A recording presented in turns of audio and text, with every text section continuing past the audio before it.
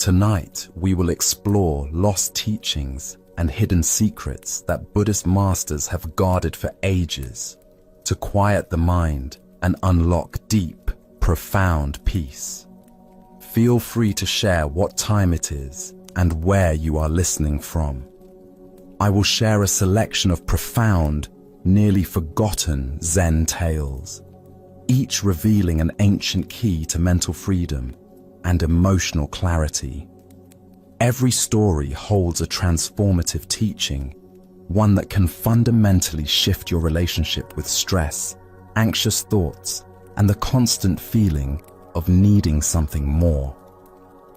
These may appear to be simple stories, but they are far more powerful. These teachings are potent, preserved wisdom from enlightened minds who understood a truth most of us have forgotten.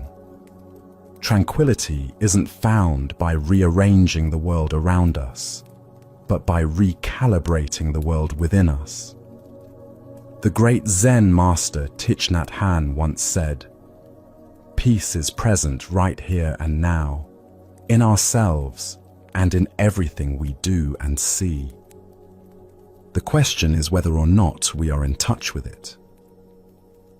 As we journey through these remarkable tales, you will feel a powerful shift begin to unfold. The grip of worry will gently loosen its hold. The endless chatter of the mind will begin to soften into silence.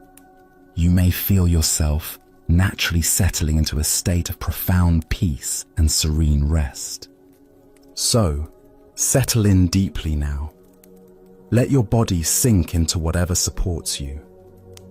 Take one conscious breath with me, and as you exhale, know that you are about to receive the wisdom that has been patiently waiting for you all along. Let us begin our journey with a story about beauty and imperfection. Outside a small, secluded monastery grew a gnarled and ancient pine tree. Its trunk was twisted into a dozen knots. Its branches grew in awkward, crooked directions, and it offered very little shade. For generations, the younger monks had complained about it. "It is useless," said one.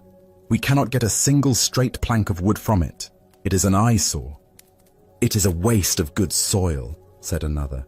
"We should cut it down and plant a row of straight, elegant cedars that will be useful to the monastery in the future."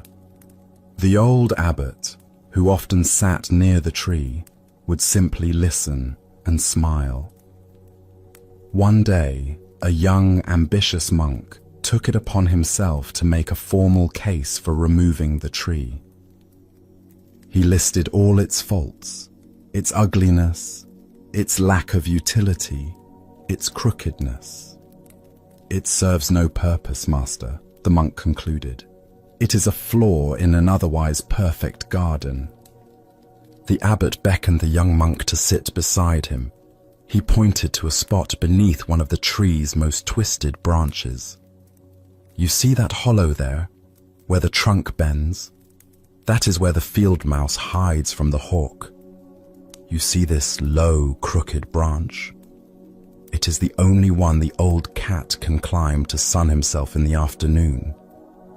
You see the thick, gnarled bark? It is home to 100 different kinds of moss and insects, a world unto itself." The abbot paused, placing a hand on the rough bark. "You see its uselessness, and so it has been left alone. The woodsman has never taken his axe to it. The storm has never broken its low, humble branches. Because it does not fit the world's idea of a perfect tree, it has been allowed to live its own long and peaceful life. It has become a sanctuary for all the things that, like it, are not grand or straight or useful. Its purpose is to simply be, and in its being, it gives shelter. Do not be so quick to judge the crooked things in the world or in yourself. Sometimes, the greatest peace is found in the places that have not been straightened." Buddha's wisdom reminds us, 3 things cannot be long hidden: the sun, the moon, and the truth. The truth revealed by the twisted pine is one our modern world desperately needs to remember. What emerges from this story is a radical reframing of value itself. The recognition that usefulness is not the only measure of worth. Why do we so readily dismiss what appears flawed or imperfect? Our contemporary culture has become obsessed with optimization, efficiency, and measurable utility. We live in a world of performance metrics, productivity hacks, and constant improvement. This mindset, while valuable in certain contexts, becomes toxic when applied to every aspect of existence. It creates a harsh internal critic that sees deviation from standard as failure, uniqueness as defect, and authenticity as inadequacy. Consider how this manifests in your daily experience. How often do you judge yourself for not being more organized, more successful, more articulate, or more disciplined? How frequently do you look at your quirks, your sensitivities, your unconventional responses to life and see them as problems to be fixed rather than gifts to be honored? The twisted pine represents all the aspects of ourselves we've learned to see as useless. Our sensitivity in a harsh world, our slowness in a fast-paced culture, our need for solitude in a social society. Zen Buddhism teaches us about the concept of wabi-sabi, the beauty found in imperfection, impermanence, and incompleteness. This aesthetic philosophy recognizes that the crack in the ceramic bowl, the weathered texture of aged wood, the asymmetrical shape of a hand-thrown pot, all possess a beauty that manufactured perfection cannot match. These imperfections tell stories, reveal process, and invite us into deeper appreciation. In Zen practice, we cultivate beginner's mind, approaching each moment with fresh eyes rather than predetermined judgments about what should be. This quality of attention allows us to see beyond our conditioned concepts of useful and useless, beautiful and ugly, worthy and worthless. We begin to perceive the intricate ecosystem that exists around and within every so-called flaw. The ancient Chinese sage Zhuangzi told of a carpenter who passed by a massive gnarled tree, and his apprentice wondered why the master didn't stop to admire it.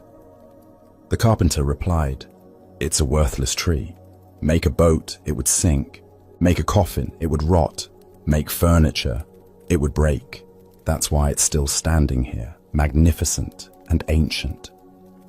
Like the monastery's pine, the tree's apparent uselessness became its protection and its gift.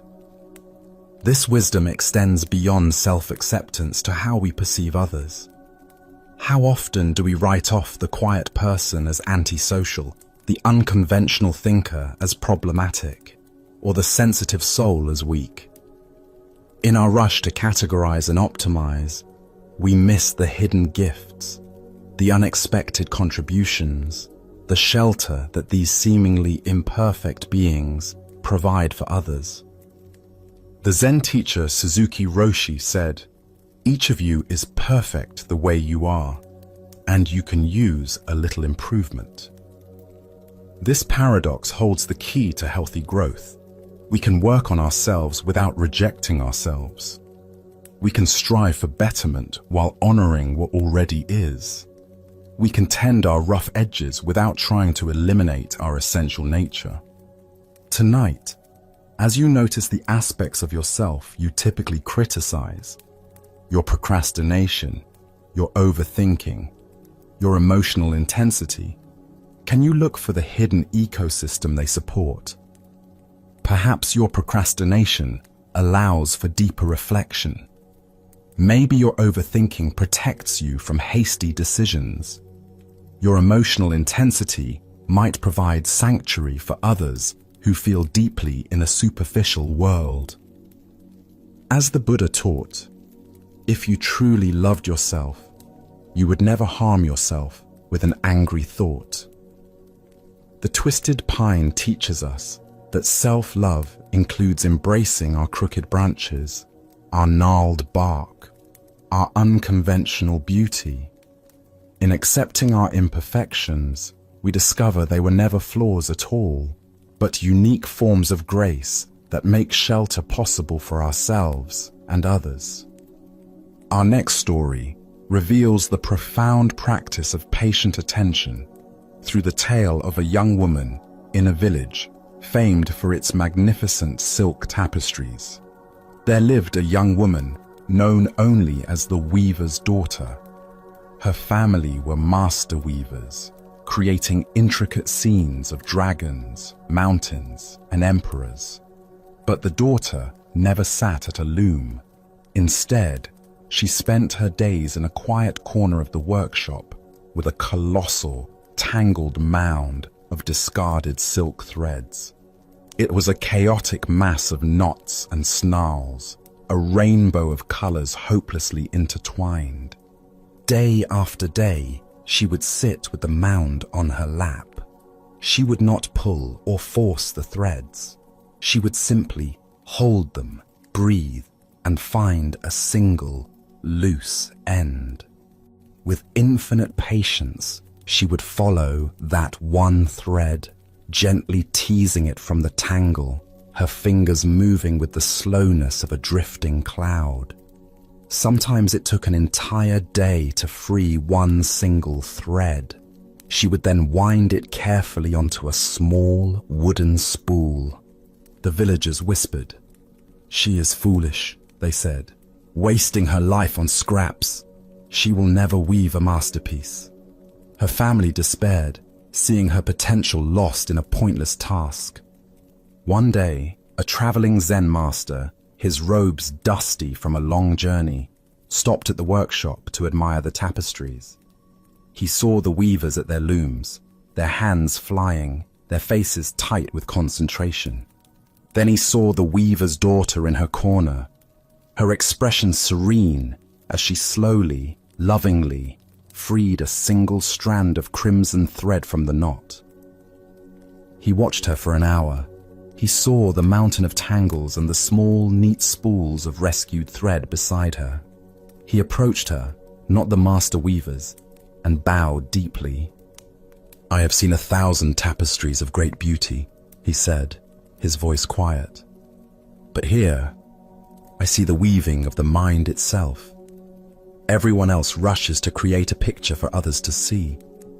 You are untangling the very knots of existence, finding peace not in the final image, but in the patient liberation of each and every thread. Please, teach me your art." The Buddha once said, "Patience is not about waiting. Patience is about how you behave while you're waiting." This ancient wisdom illuminates the deeper teaching within the weaver's daughter's practice. The art she had mastered was not thread work, but mind work. The cultivation of presence, patience, and gentle persistence in the face of complexity. Why do we struggle so profoundly with patience in our modern world? Our culture of instant gratification has trained us to expect immediate results, quick fixes, and rapid transformation. We want our meditation to calm us instantly, our relationships to improve overnight, our personal growth to unfold according to our timeline. Like the villagers watching the weaver's daughter, we often mistake slow, careful work for wasted effort. Zen Buddhism teaches us that the mind itself is like that tangled mound of silk threads. Our thoughts, emotions, memories, and conditioning are intricately knotted together in ways that cannot be forced apart. When we approach our inner tangles with impatience, pulling, yanking, trying to force rapid change, we often create tighter knots, more complexity, additional suffering. The weaver's daughter represents the alternative approach, mindful untangling. This practice begins with simply sitting with our complexity without immediately trying to fix it.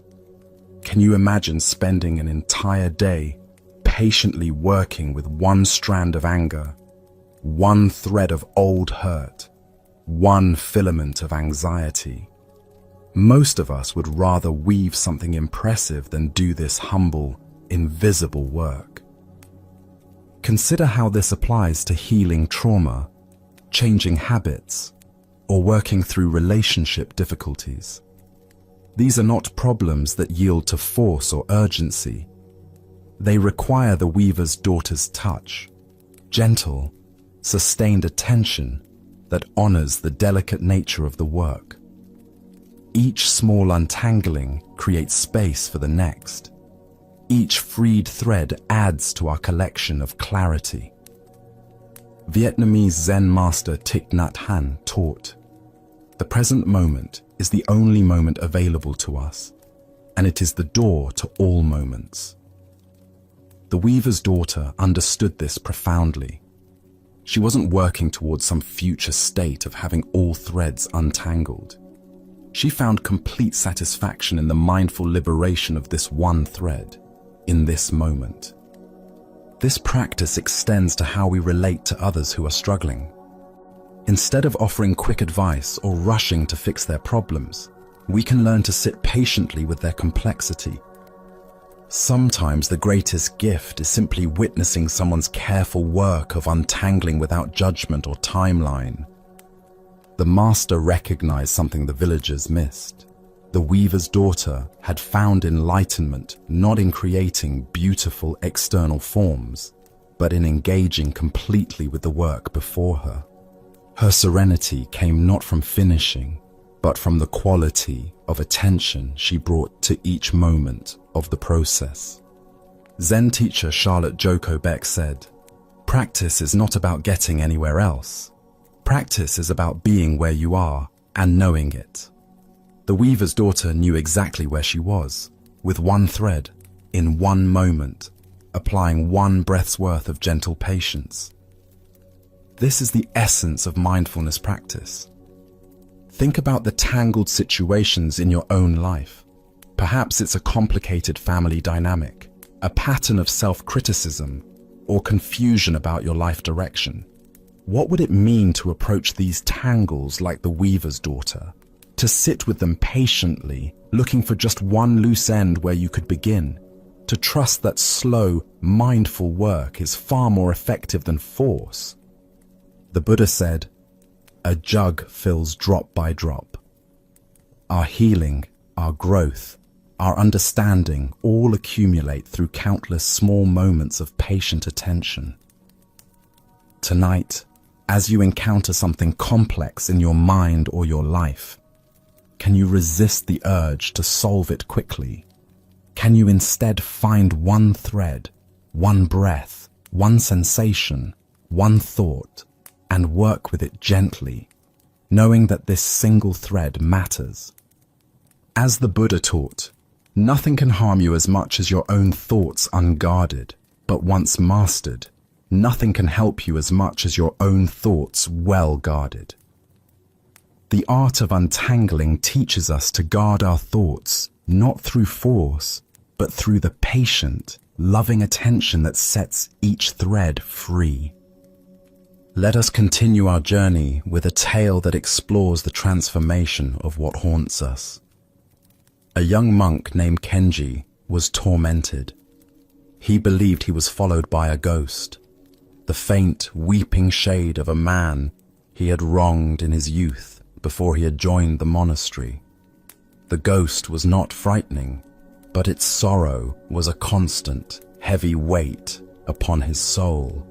It clouded his meditation and soured his food. He went to the head monk, a wise and practical man named Jiro.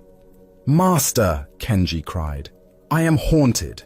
A spirit follows me and will not let me rest. Can you perform a ritual? Can you exorcise it with chants and sutras?" Master Jiro looked at him calmly. An exorcism is a battle, and fighting only strengthens a ghost. From now on, you must care for it. When you are served your dinner, you will take 2 bowls, one for you and one for the ghost. You will place its bowl before an empty cushion and say, "Here is your share, please eat." When you go to sleep, you will prepare 2 mats and say, "Here is your place to rest." Whatever you do, you will acknowledge your guest and provide for it. Kenji was bewildered, but his desperation was greater than his doubt. That evening, he took 2 bowls of rice. He placed one on the cushion opposite him. "Here is your share," he whispered to the empty air. He felt a profound sadness well up inside him. For the first time, he was not trying to run from the feeling. He was sitting with it, serving it. He did this for a month. He served the ghost tea. He made it a bed. He spoke to it of the weather. Slowly, something shifted. The feeling of being haunted changed to a feeling of carrying a deep, quiet sorrow. It was no longer an intruder. It was a companion. One evening, as he placed the bowl of rice down, he paused. He looked at the empty cushion, and for the first time, he asked the ghost a question. "What is it that you truly need?" In the silence of his own mind, a clear answer arose, in a voice that sounded remarkably like his own. "I need to be forgiven." Kenji sat very still as tears streamed down his face. He pressed his palms together and bowed deeply to the empty cushion, to the ghost, to himself. "I forgive you," he whispered. "I forgive myself." From that day on, he no longer set out 2 bowls. He was alone, but he was no longer haunted. As the Buddha observed, hatred does not cease by hatred, but only by love. This is the eternal rule. The heart of this lesson lies in understanding that what we resist persists, while what we embrace with compassion transforms. Kenji's ghost represents all the parts of ourselves we try to banish: guilt, shame, regret, and the shadow aspects of our personality that we'd rather not acknowledge. Why do we instinctively want to fight or exile our inner demons? Our culture teaches us to solve problems through opposition, competition, and elimination. We wage wars on drugs, declare battles against depression, and try to defeat our negative thoughts. This combative approach, while sometimes necessary in external matters, often backfires when applied to our inner world. The very energy we put into fighting our psychological shadows can give them more power over us. Zen Buddhism offers a radically different approach: befriending what troubles us. This doesn't mean indulging harmful behaviors or excusing our mistakes. Rather, it means acknowledging that these difficult aspects of our experience are part of our human wholeness and deserve compassionate attention rather than violent rejection. Consider how this applies to contemporary mental health struggles. Someone dealing with anxiety might spend enormous energy trying to eliminate anxious thoughts, which often intensifies the anxiety. Someone struggling with depression might fight against sadness, which can deepen despair. Someone haunted by past mistakes might exhaust themselves trying to forget or minimize their actions, which often keeps the guilt alive and active. Master Jiro's wisdom suggests a different path. Tend to your ghosts. This might mean setting aside time each day to acknowledge your anxiety rather than immediately seeking distraction. It could involve writing letters to people you've hurt, even if you never send them. It might mean creating space in your meditation practice for difficult emotions, rather than using spiritual practice to escape them. The Korean Zen master Seong Sahan taught, "Only go straight. don't-know mind is cutting through thinking. The straight path isn't around our ghosts, but through them. When Kenji stopped trying to exorcise his haunting and instead offered it dinner, he moved from resistance to relationship. This shift from fighting to feeding represents one of the most profound spiritual technologies available to us. Notice how the ghost's true need wasn't to be destroyed, but to be heard, acknowledged, and ultimately forgiven. Our inner shadows often carry important messages about our values, our wounds, and our unfinished business. When we listen to them with patience, rather than trying to silence them with force, they often reveal what they actually need for healing. This practice requires tremendous courage. It's much easier to judge ourselves harshly or try to spiritually bypass our difficulties than to sit down and have dinner with our mistakes. Yet this gentle approach often accomplishes what years of self-criticism could not. The very act of caring for our ghosts with kindness begins to transform our relationship with them. Buddhist teacher Pema Chodron writes, "The most fundamental aggression to ourselves is to remain ignorant by not having the courage to look at ourselves honestly and gently." Kenji's journey illustrates this courage in action. By treating his ghost as a guest rather than an enemy, he created space for understanding and ultimately healing. The story suggests that many of our ghosts are actually displaced parts of ourselves seeking integration. When Kenji finally asked what the ghost needed and heard his own voice respond, he recognized that the haunting was an externalized conversation with his own conscience. The forgiveness he offered to the empty cushion was the self-forgiveness he had been unable to access through fighting. Tonight, as you become aware of what haunts you, perhaps old resentments, shameful memories, or anxious thoughts, consider Master Jiro's radical prescription. Instead of battling these ghosts, what would it mean to set a place for them at your table? To acknowledge their presence with kindness, to listen for what they truly need. The Buddha taught, if you want to know your past, look at your present condition. If you want to know your future, look at your present actions. By caring for our ghosts with compassion in the present moment, we transform both our relationship to the past and our trajectory toward the future. Sometimes the most haunted become the most healing because they have learned to befriend what others still fight. Now, let us turn to a tale about the gentle power of patience. A wealthy patron commissioned the monastery to create a perfect contemplation stone for its new silent garden. It had to be, in his words, as smooth as still water, as flawless as the sky.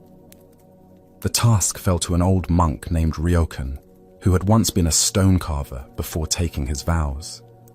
The patron delivered a huge, rough block of grey granite, full of sharp edges and coarse surfaces. The other monks expected to hear the clink, clink, clink of hammer and chisel for many months. But Ryokan did not use a chisel.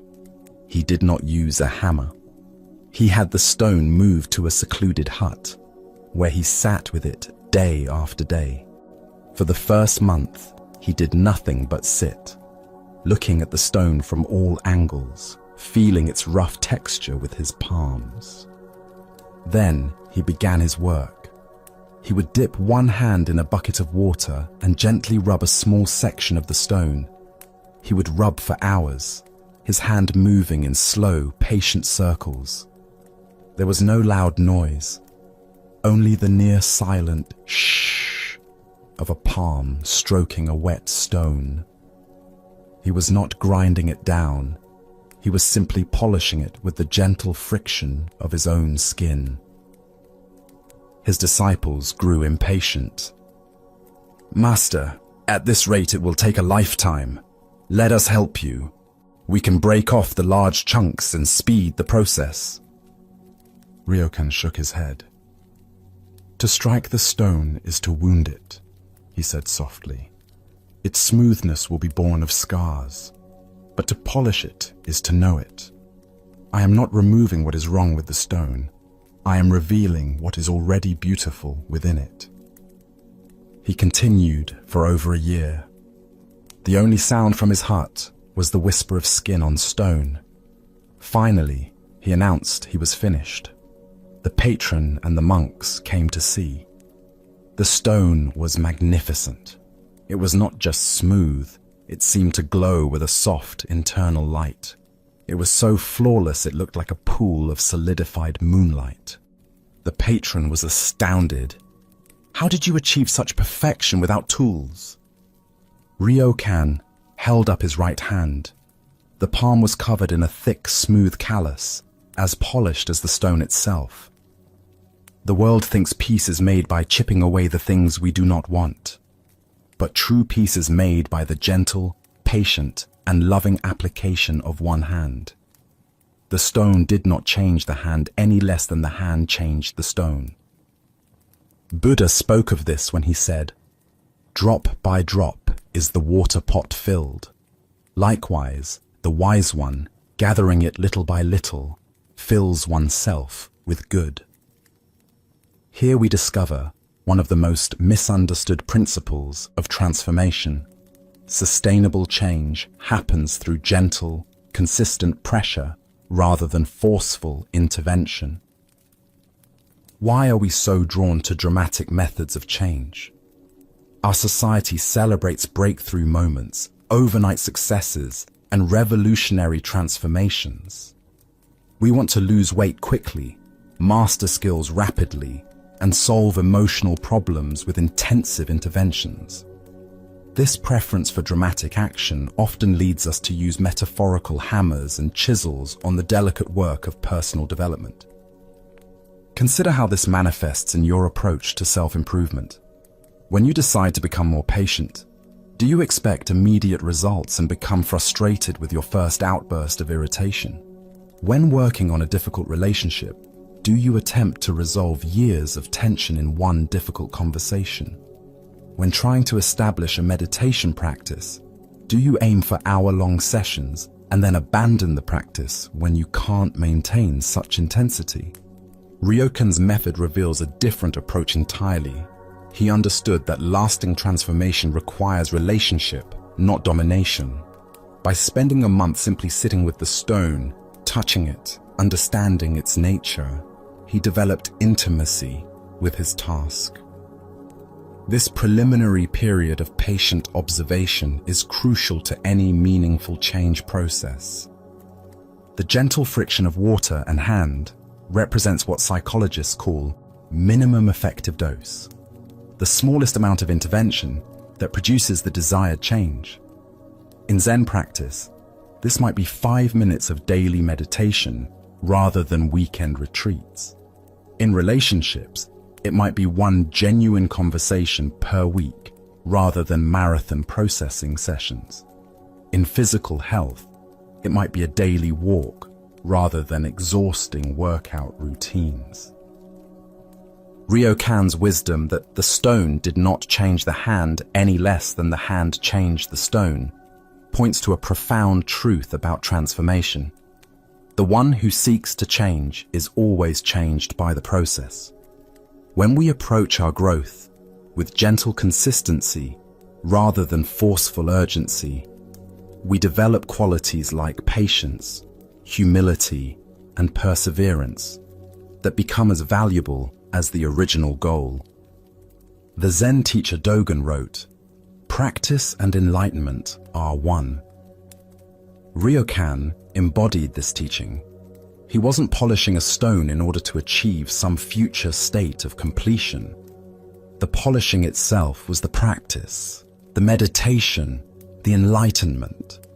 Each circular motion of his hand was complete in itself, while contributing to the larger transformation.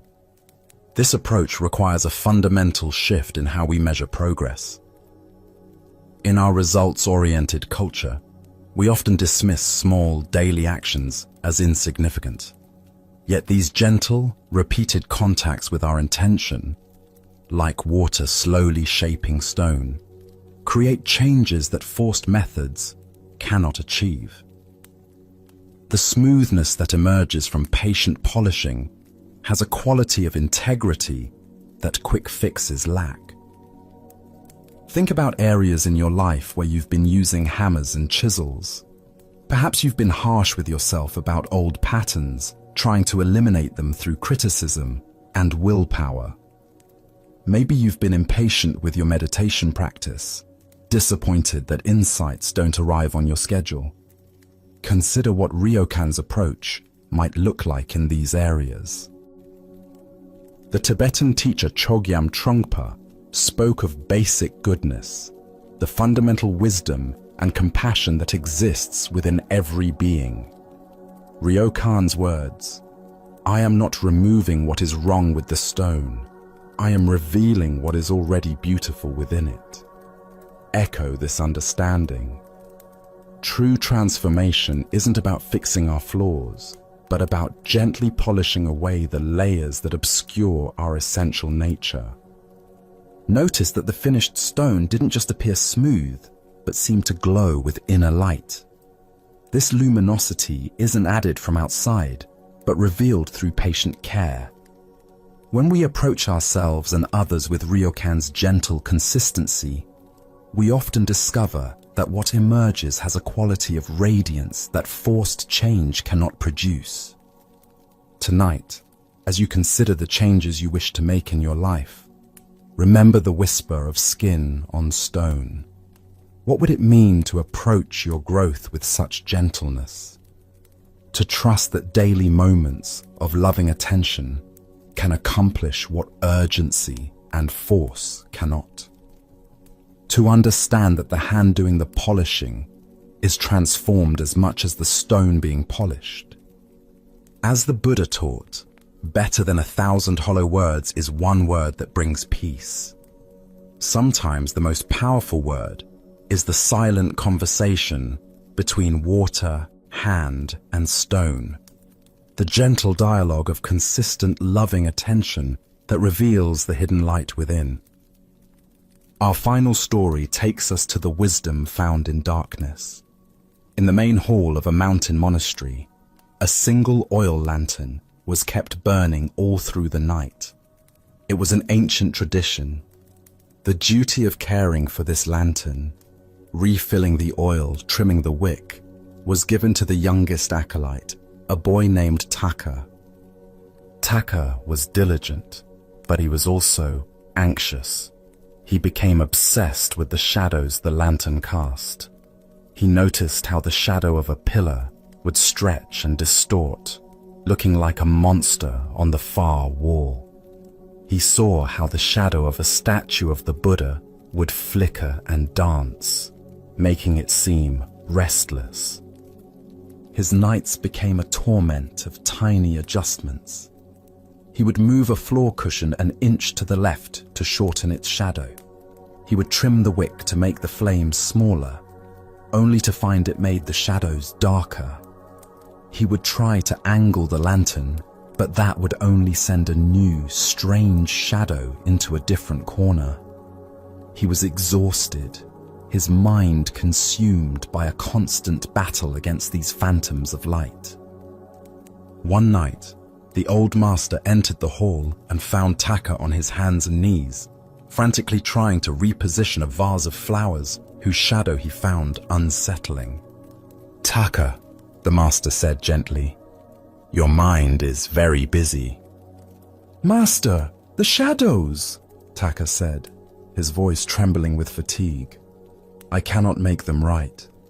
They are always moving, always imperfect. They disturb the peace of the hall." The master looked at the flickering flame and at the dancing shadows. He then walked calmly to the lantern, took a deep breath, and with a soft puff, blew out the flame. The hall was plunged into absolute, profound darkness and silence. Taka froze, his eyes wide. The master's voice came from the blackness. "Taka," he asked, "where are the shadows now?" Taka was silent for a long moment. There were no shapes, no distortions, no problems to fix. There was only darkness and stillness. "They are gone, Master." "So, tell me," the master said, his voice a calm anchor in the dark.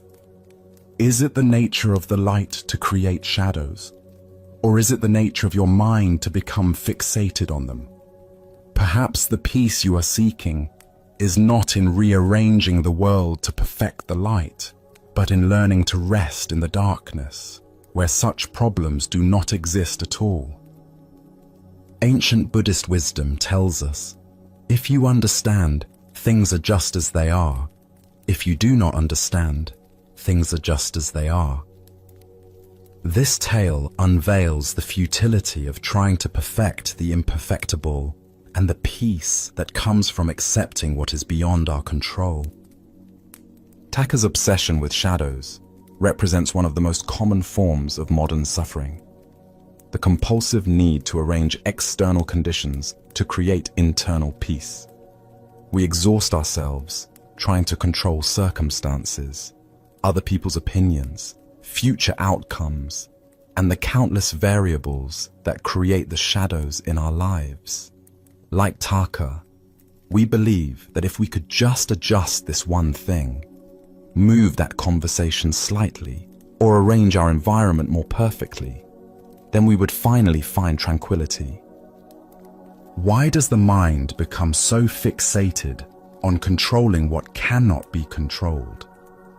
Zen Buddhism points to our fundamental misunderstanding about the nature of security. We seek safety through manipulation of external conditions rather than through developing equanimity with whatever conditions arise. This leads to what the Tibetan teacher Chogyam Trungpa called spiritual materialism, using spiritual practice itself as another method of control rather than as a path to surrender. Consider how this plays out in contemporary life. We might spend hours crafting the perfect email to avoid any possibility of misunderstanding, only to create new shadows of miscommunication. We adjust our behavior constantly to manage how others perceive us, exhausting ourselves in an endless dance with shadows of judgment. We try to optimize our schedules, our homes, our relationships, believing that the right arrangement will eliminate all sources of discomfort. The Master's radical solution, extinguishing the flame entirely, points to a profound teaching about the nature of problems. Sometimes the most direct path to peace isn't solving problems but questioning whether they need to be solved at all. In darkness, the shadows that seemed so problematic simply don't exist. In deep acceptance, the imperfections that torment us lose their power to disturb. This doesn't mean becoming passive or indifferent to real issues that need addressing. Rather, it means developing the wisdom to distinguish between genuine problems that require action and phantom problems created by our resistance to natural phenomena. Shadows are not enemies of light. They are inevitable companions to it. Similarly, uncertainty is not the enemy of peace. Anxiety about uncertainty is. The Vietnamese Zen master Thich Nhat Hanh taught, "Thanks to impermanence, everything is possible." The flickering shadows that frustrated Taka were expressions of impermanence. The constant dance of light and form that characterizes all existence. When we fight against this fundamental fluidity, we create suffering.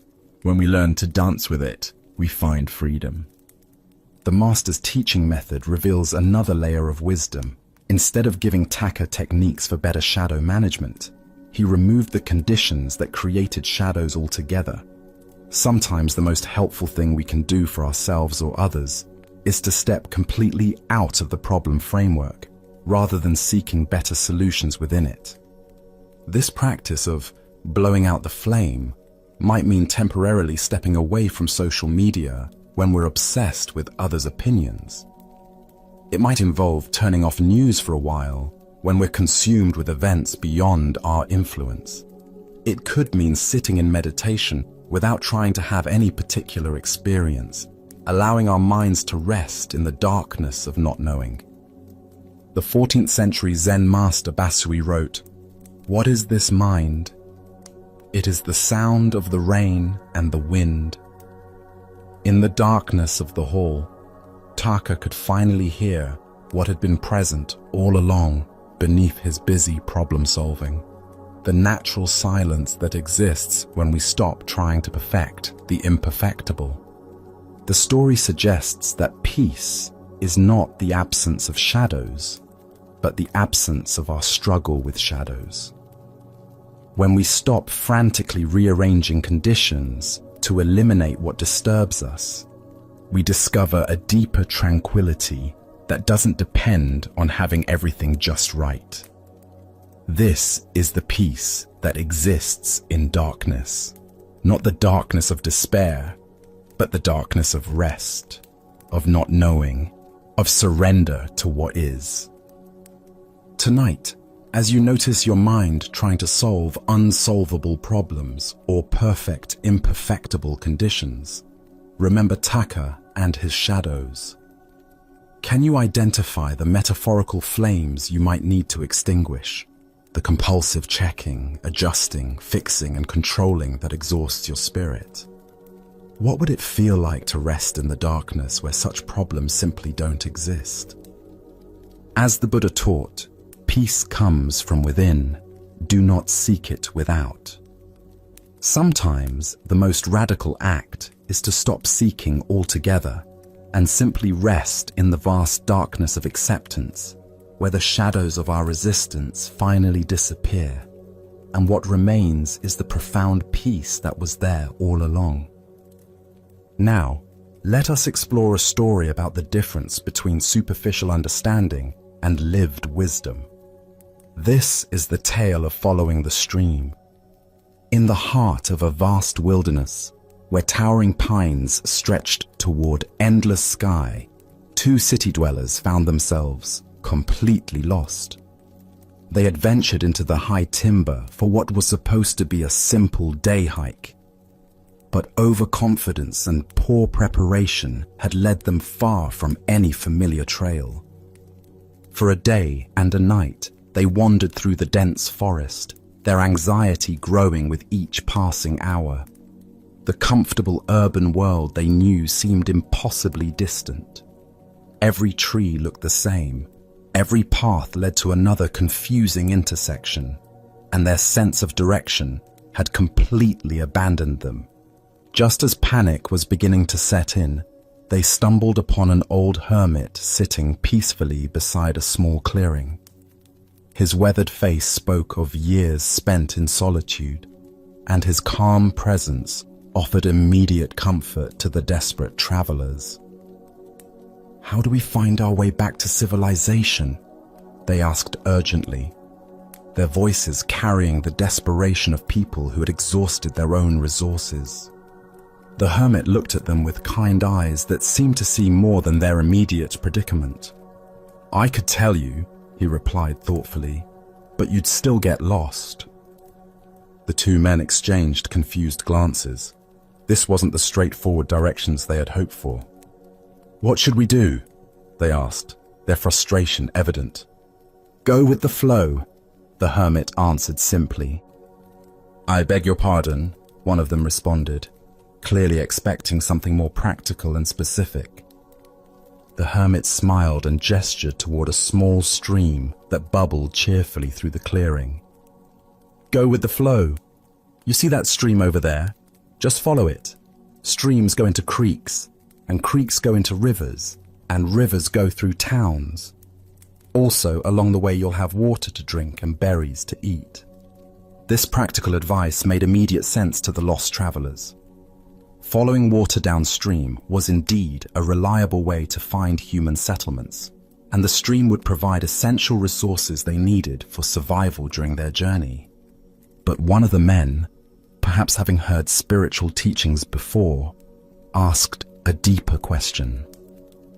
Is that what Zen people mean when they say, "Go with the flow"? The hermit paused for a moment, considering this question with the same careful attention he had given their practical need for directions. "Yes and no," he replied enigmatically, and then continued along his way, leaving the two men to find their own understanding of his words. The Buddha once said, "If you understand, things are just as they are. If you do not understand, things are just as they are." This teaching points to the layered nature of wisdom that the hermit embodied in his response to the lost travelers. The deeper teaching here shows us how authentic spiritual guidance operates on multiple levels simultaneously. The hermit's advice was both completely practical and profoundly metaphorical. On the surface level, following the stream was simply good wilderness survival strategy. On a deeper level, it represented the entire approach to living that Zen encourages. Why did the hermit say the travelers would still get lost, even if he gave them directions? This points to a fundamental truth about the difference between receiving information and developing wisdom. External directions can guide us temporarily, but they don't develop our inner capacity for navigation. Real wisdom involves learning to read the natural signs and flow with the underlying currents of life itself. Consider how this applies to our spiritual seeking. We often approach teachers and teachings looking for specific directions. Tell me exactly what to do to become enlightened. Give me the precise meditation technique that will solve my problems. But this approach, while understandable, misses the deeper point. True spiritual guidance doesn't provide a map, but teaches us how to read the territory. It doesn't give us someone else's answers, but helps us develop the capacity to find our own. Like the stream that naturally knows its way to the ocean, we each have an innate wisdom that can guide us if we learn to trust and follow it. The phrase "go with the flow" has become so common in popular culture that it's almost lost its meaning, often interpreted as passive resignation or lack of direction. But the hermit's yes and no response points to a more nuanced understanding. True flowing isn't about drifting aimlessly, but about aligning our efforts with the natural currents of wisdom and compassion. The stream represents the Tao, the natural way that underlies all existence. When we align ourselves with this deeper flow, our actions become effortless and effective. We stop pushing against reality and learn to work with the grain of existence rather than against it. But this requires developing a different kind of intelligence than our usual problem-solving mind. The travelers wanted explicit directions because that's how the rational mind works, through clear, step-by-step instructions. But the deeper intelligence the hermit was pointing toward operates more like intuition, sensing the right direction moment by moment rather than following a predetermined plan. This is why contemplative traditions emphasize present moment awareness. The stream doesn't need to know where the ocean is. It simply flows in the direction that feels natural right now. Similarly, when we develop moment-to-moment mindfulness, we can sense the appropriate response to each situation without needing to figure out the entire journey in advance. Tonight, as you navigate the complexities of your own life, can you sense the streams of natural wisdom flowing beneath the surface of your daily concerns? What would it mean to trust that deeper current while still attending responsibly to practical necessities? Buddha's wisdom reminds us, Thousands of candles can be lighted from a single candle, and the life of the candle will not be shortened. The hermit's guidance was like lighting a candle in the traveler's minds, providing not just directions, but a way of approaching life that could serve them in countless future situations. As we continue our journey through the wisdom of Zen Buddhism, let us turn to a teaching about the temporary nature of all our possessions and positions. This is the story of the inn that calls itself a palace. In ancient India, a renowned spiritual teacher had spent many years wandering from village to village, sharing the Buddha's teachings with anyone who would listen. His reputation for wisdom and compassion had spread throughout the land, reaching even the ears of kings and nobles. One day, during his travels, he arrived at the capital city of a great kingdom, where a magnificent palace rose above the bustling streets like a jeweled crown. The palace was truly a wonder to behold. Its walls were constructed of the finest marble, inlaid with precious stones that caught and reflected the sunlight in brilliant cascades of color. Gardens filled with exotic flowers and flowing fountains surrounded the structure, and guards in gleaming armor stood at attention throughout the grounds. It was clearly the dwelling of someone who commanded immense wealth and power. The spiritual teacher approached the main entrance with the same calm dignity he brought to every encounter, whether with kings or beggars. The guards, recognizing him by his simple robes and serene presence, made no move to stop him. Word of his arrival had preceded him, and they had been instructed to allow him passage. Walking through corridors lined with silk tapestries and golden statues, the teacher made his way directly to the throne room, where the king sat upon an elaborately carved chair elevated above the marble floor. Courtiers in fine clothes gathered around the throne, their jeweled ornaments glinting in the light from tall windows. The king, a middle-aged man wearing robes of deep purple silk and a crown of gold and diamonds, looked up as the teacher entered. He had been expecting this visit, though he wasn't entirely sure what to expect from their encounter. "What do you want?" the king asked directly, his voice carrying the authority of someone accustomed to immediate answers and unquestioning obedience. The teacher bowed respectfully, but spoke with quiet confidence. "Your Majesty, I would like a place to sleep in this inn."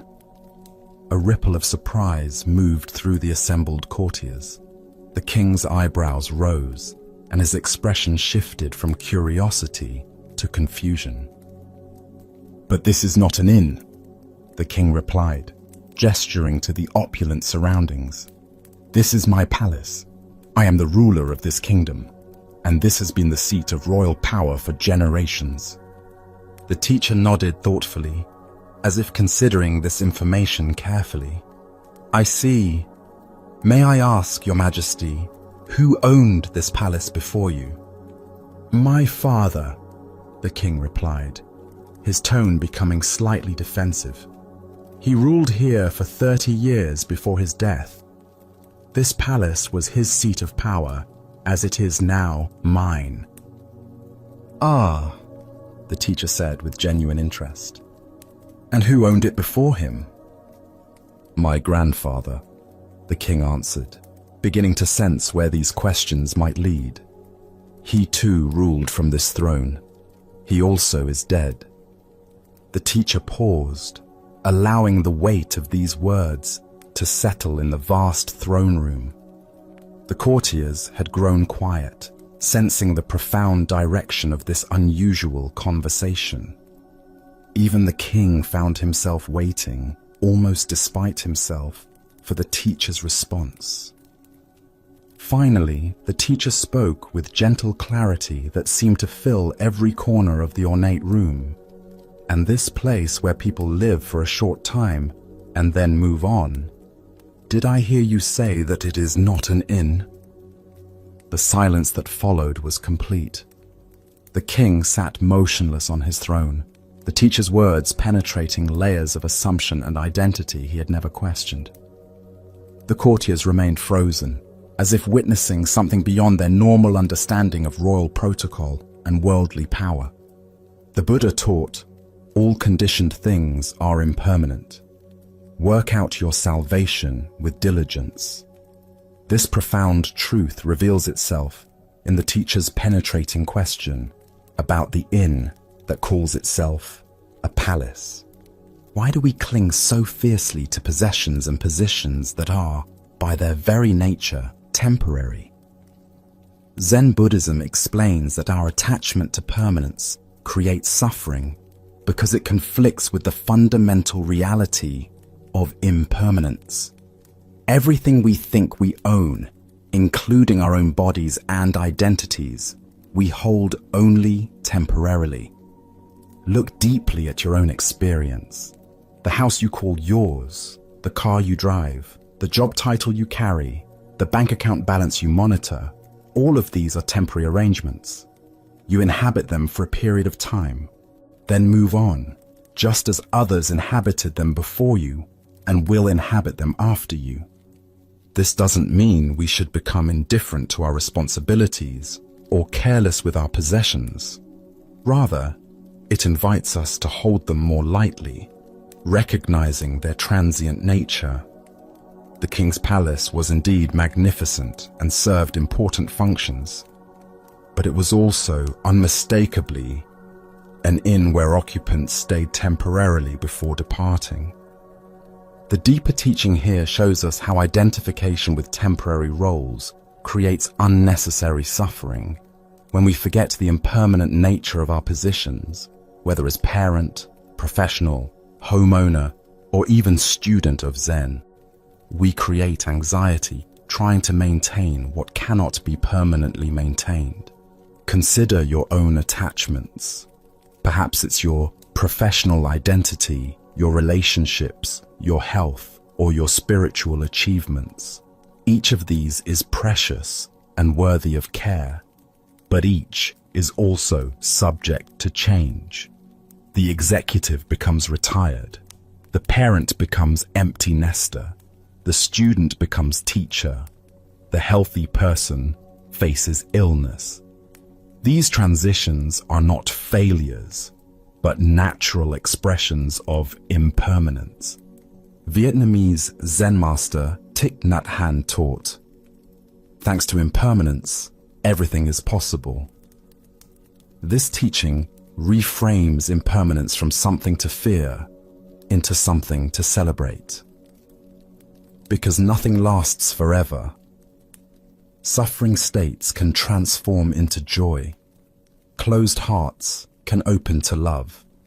And even the most entrenched patterns can shift toward wisdom. In Zen practice, we cultivate what's called non-attachment, caring deeply while holding lightly. This doesn't mean we become cold or indifferent, but that we learn to love without clinging, to work without grasping, and to enjoy without demanding permanence. The spiritual teacher's insight pierces through the illusion that any of us are permanent owners of anything. We are all temporary guests in the inn of existence, borrowing our roles and possessions for the brief time we inhabit them. This recognition can bring either despair or profound liberation, depending on how we receive it. Buddha spoke of this when he said, "Everything is impermanent. Try to accomplish as much virtue as possible." This teaching encourages us not to waste our temporary time in the inn, but to use it wisely, cultivating love, wisdom, and compassion while we have the opportunity. Tonight, as you rest in your own temporary dwelling, surrounded by your own temporary possessions, can you feel the profound freedom that comes with recognizing their transient nature? Can you sense how this recognition might actually increase your appreciation rather than diminish it?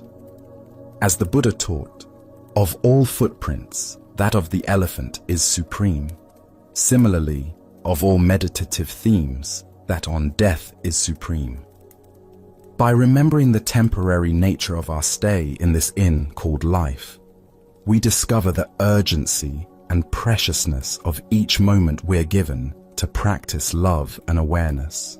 As we continue our journey through the wisdom of Zen Buddhism, let us explore a story about the paradox of absolute truth. This is the lesson of the hermit and the contradictory teaching. A renowned Zen master had gained a reputation throughout the region for his profound insights and transformative teachings. Students came from far and wide to study under his guidance, each hoping to receive the wisdom that would lead them to enlightenment. Among all his teachings, there was one that he considered his greatest and most fundamental insight. Buddha is your own mind, the master would tell his students with absolute conviction. This is the highest truth I can share with you. Stop looking outside yourself for what you already possess. Stop seeking in temples and books what is already present in your own consciousness. Buddha is your own mind. Realize this, and you will be free. One young monk was so deeply moved by this teaching that it seemed to illuminate everything he had been searching for. The idea that enlightenment wasn't something to be acquired from external sources, but was actually the very nature of his own mind, struck him as the most profound truth he had ever encountered. This insight felt so complete and revolutionary that he decided it deserved his total dedication. Leaving the monastery and his fellow students behind, the monk retreated deep into the wilderness to meditate on this great teaching. He found a remote cave in the mountains where he could practice without any distractions or influences from the outside world.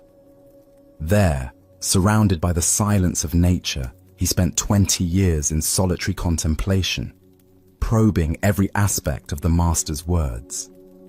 During those 2 decades of hermitage, he explored the teaching from every possible angle. He meditated on the nature of mind, examined his own consciousness, and worked to fully realize the truth that Buddha was indeed his own mind.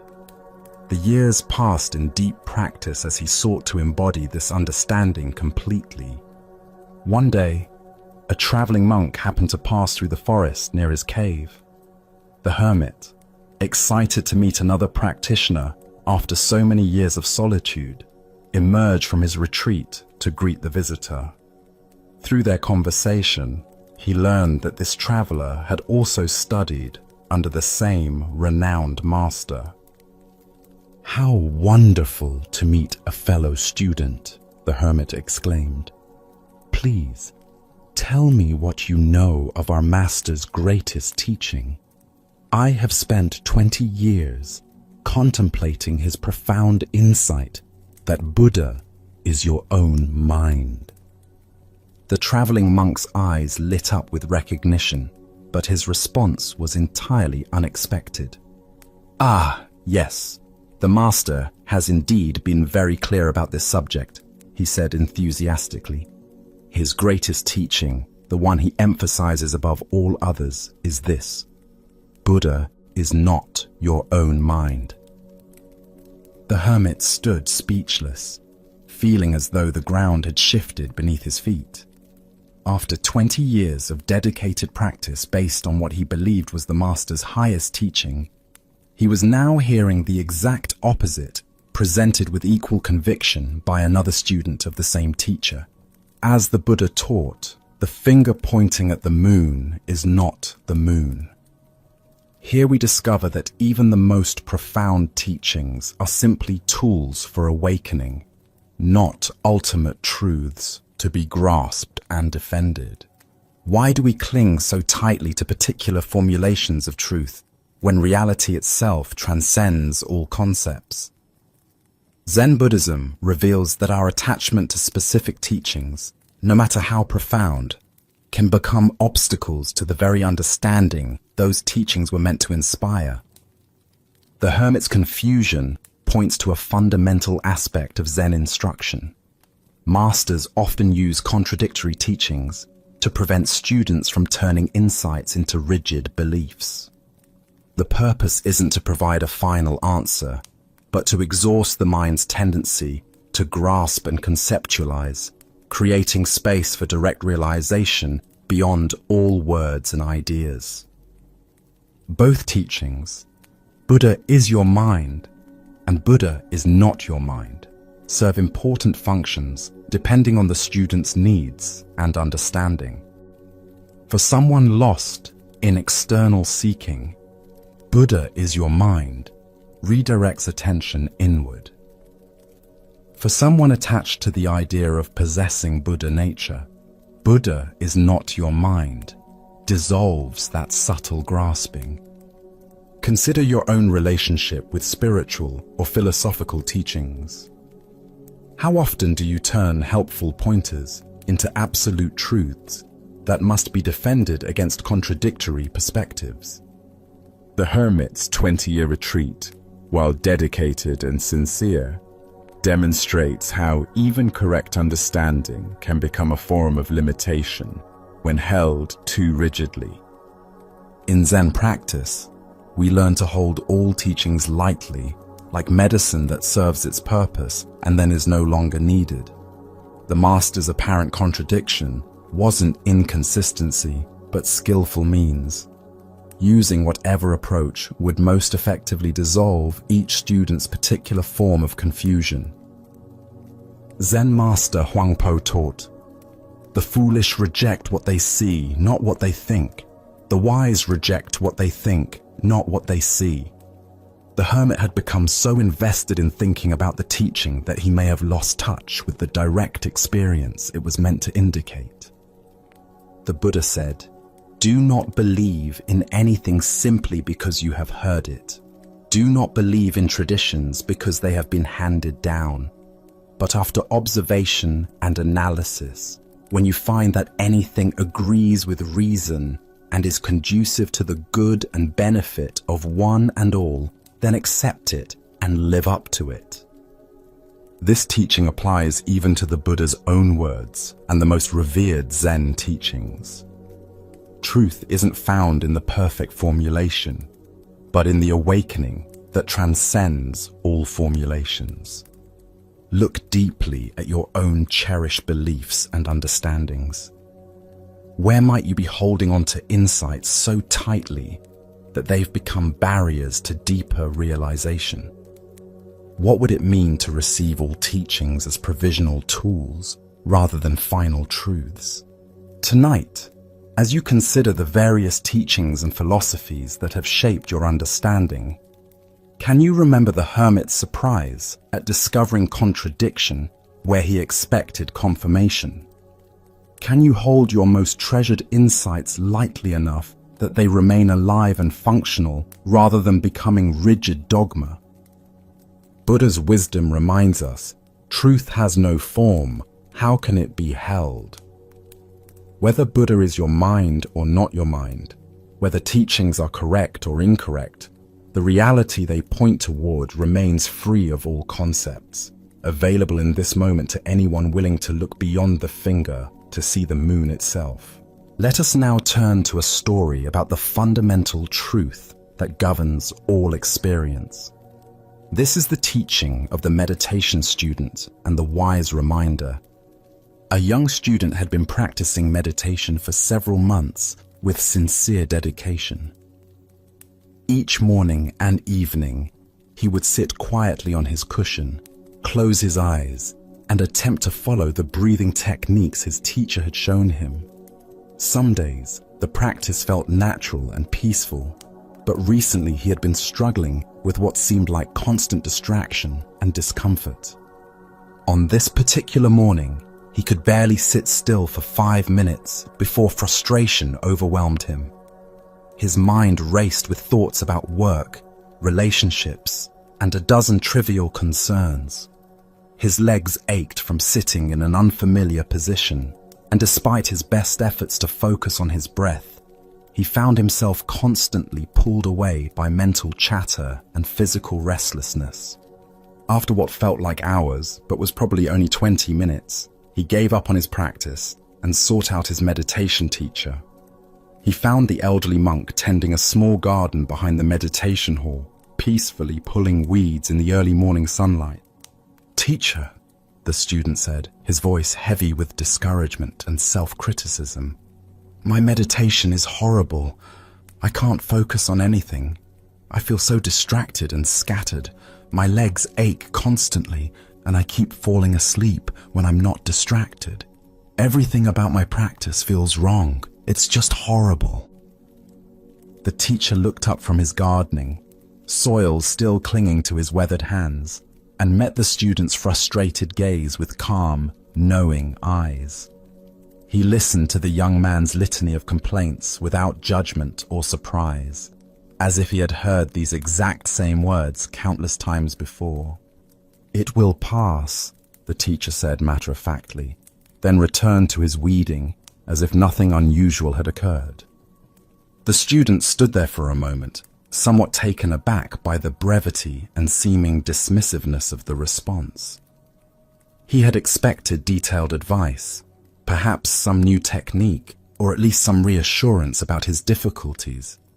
Instead, he received just 3 simple words.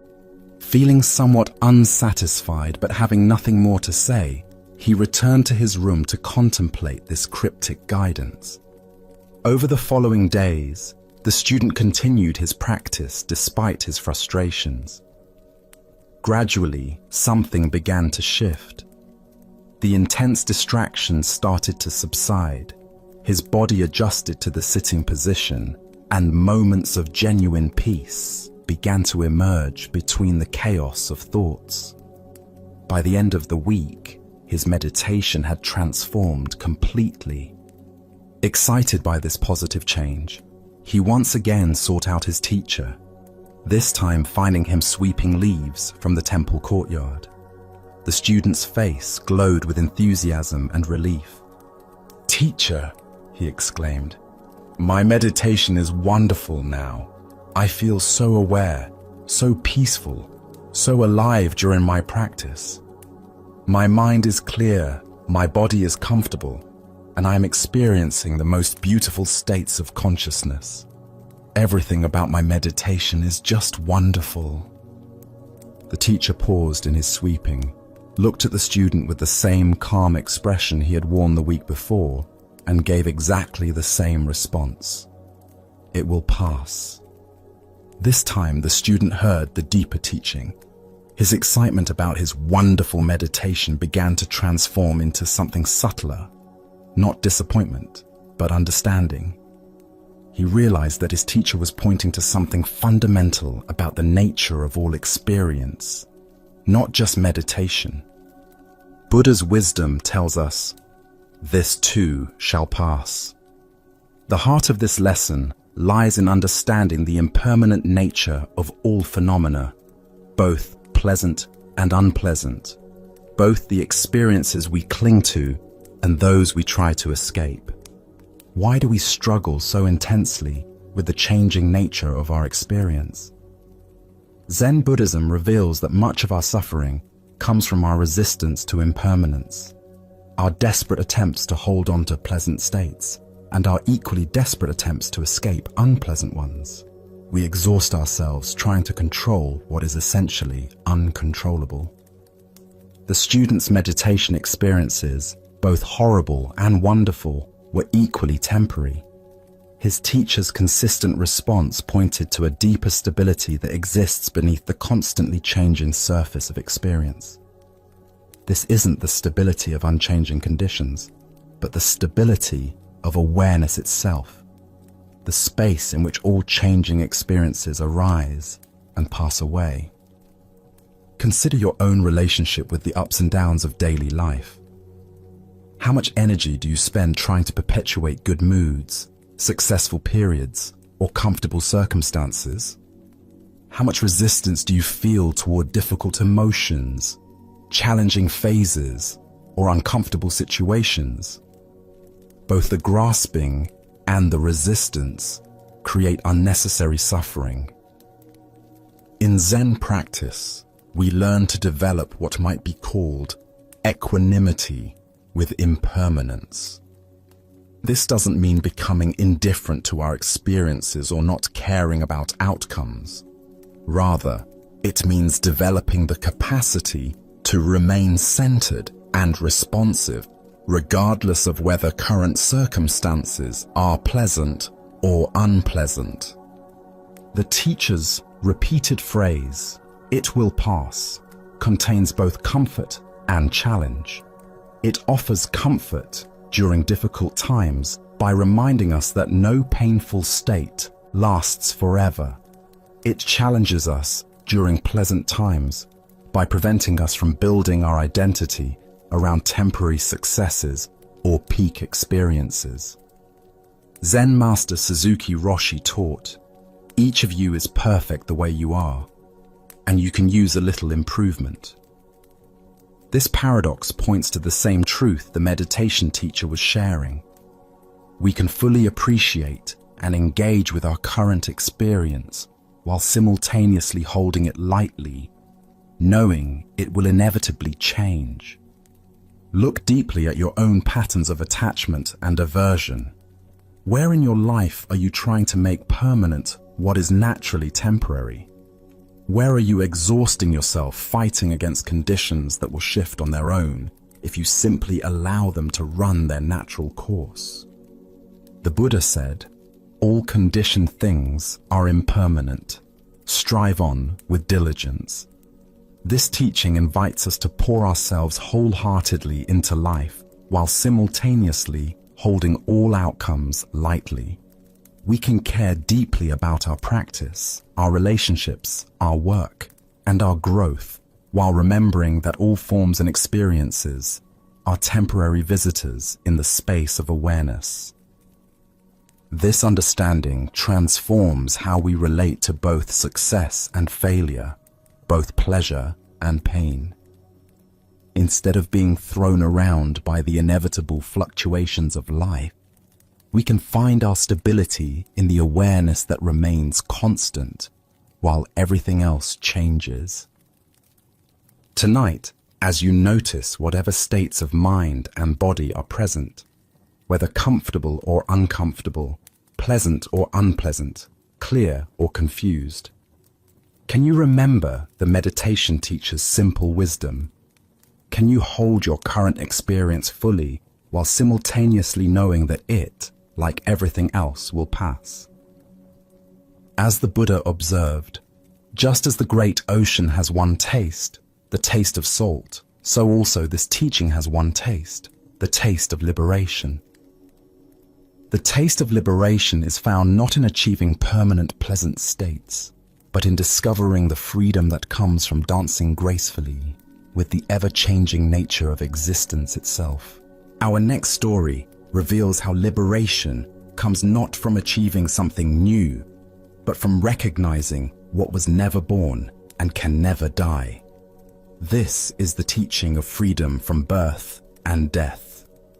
In a quiet monastery garden where cherry blossoms drifted on the spring breeze, a dedicated student named Goshu approached the wise Zen master Yue. For years, Goshu had been practicing meditation, studying texts, and following all the prescribed methods of spiritual development. Yet despite his sincere efforts, he felt no closer to the enlightenment he desperately sought. Goshu bowed respectfully before his teacher, his face showing the strain of prolonged spiritual seeking. "Master, I have been studying Zen for many years, following every instruction, sitting in meditation daily, reading the ancient texts, but I have not yet succeeded. I feel as lost as when I began. Please give me some guidance. What am I missing? What more must I do?" Yue looked at his earnest student with compassion, seeing the weight of spiritual ambition that had become a burden rather than a path to freedom. He understood that Goshu's very effort to achieve enlightenment had become the obstacle to recognizing his inherent awakeness. "There is no secret trick to Zen study," Yue said simply. "It's just a matter of freedom from birth and death." Goshu's brow furrowed with confusion. This answer seemed to make his quest even more daunting. Master, how does one pass through birth and death to freedom? That sounds like the most difficult task of all. If I cannot even quiet my mind for a few minutes, how can I transcend birth and death? Yui's eyes brightened, and he raised his voice with sudden intensity. Your every passing thought is birth and death. At these words, something shifted dramatically in Goshu's understanding. Like a veil suddenly lifted, he saw that what he had been seeking as some future attainment was actually the very nature of his present experience. The constant arising and passing away of thoughts, sensations, and emotions. This endless flow was not something to escape, but the very freedom he had been pursuing. Goshu went into ecstasy, feeling as if he had put down a heavy burden he didn't even realize he had been carrying. The relief was profound and immediate.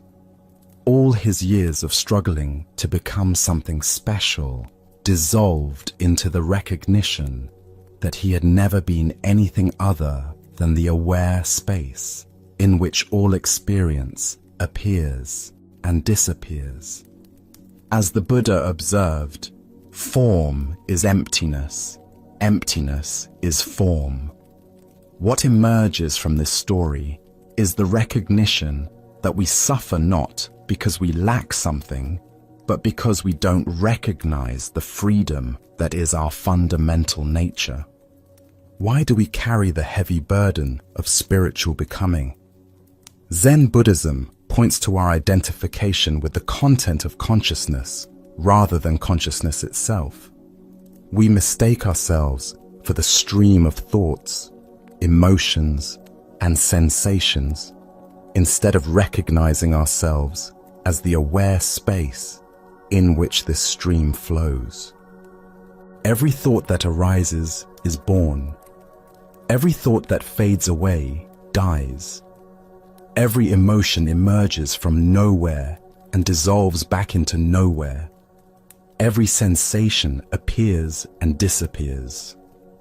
This constant birth and death happening in awareness is not a problem to solve, but the very movement of life itself. The deeper understanding here reveals that what we call birth and death are simply names we give to the natural flowing of experience. When we identify with the flow, we suffer the anxiety of constant change. When we recognize ourselves as the awareness in which the flow appears, we discover unshakable peace. Zen Master Huangpo taught, "Your everyday mind, that is the way." This points to the extraordinary fact that the enlightenment we seek is not hidden in special states, but in the ordinary awareness that knows every state. The same awareness that knows anxiety also knows peace. The same awareness that knows confusion also knows clarity. The Buddha said, "In the sky, there is no distinction of east and west.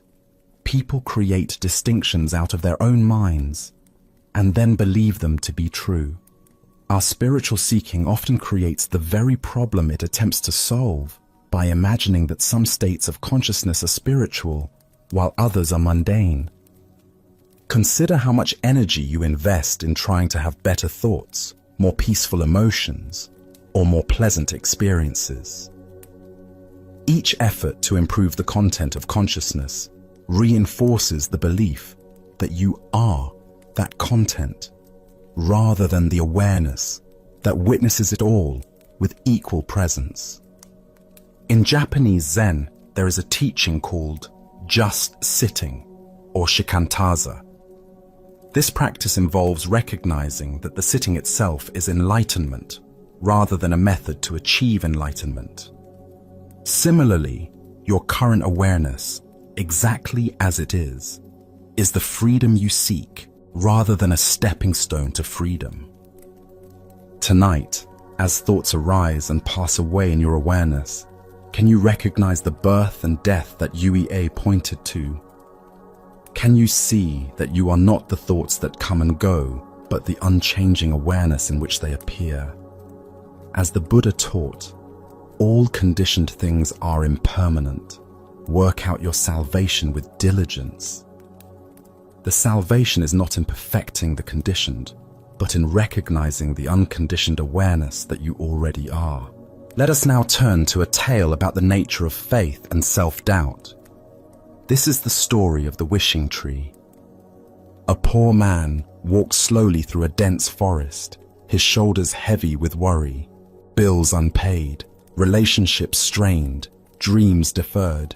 Each step seemed to echo with the weight of his many troubles.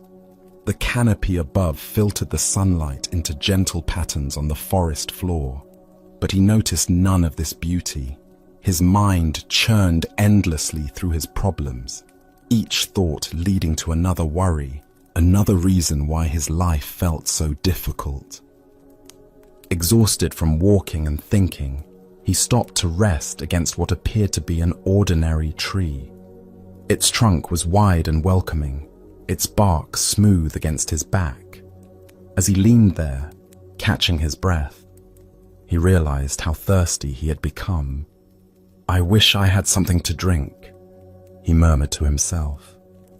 Instantly, as if materializing from thin air, a cup of cool, clear water appeared in his hand. He stared at it in disbelief, turning the cup this way and that, examining it for some trick or illusion. The water looked pure, inviting. Tentatively, he brought it to his lips and drank. It was the most refreshing water he had ever tasted, cool and sweet, exactly what his parched throat needed. "That was strange," he said aloud, but his stomach chose that moment to growl with hunger. Almost without thinking, he wished for food. A simple but nourishing meal appeared before him on a wooden plate. Fresh bread, ripe fruit, and vegetables that looked as if they had just been harvested. The aroma made his mouth water. He ate slowly, marveling at each bite. "My wishes are being granted," he whispered in amazement. The realization sent a thrill through his entire body. "Well then," he said with growing excitement, "I wish for a beautiful home of my own." Before his eyes, in the meadow just beyond the tree, a magnificent house materialized. It was everything he had ever dreamed of. Spacious rooms filled with light, comfortable furnishings, gardens blooming with flowers. His heart raced with joy as he stood and approached his new home.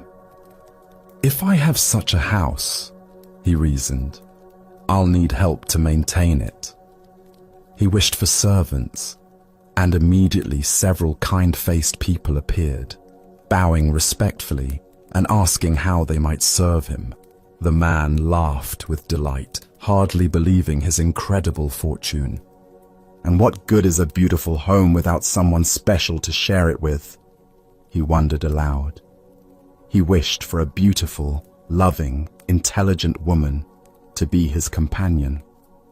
A radiant woman appeared beside him, her eyes warm with affection, her smile gentle and knowing. But as she took his hand, something shifted in the man's mind. The rational voice that had whispered doubts throughout his life suddenly grew louder.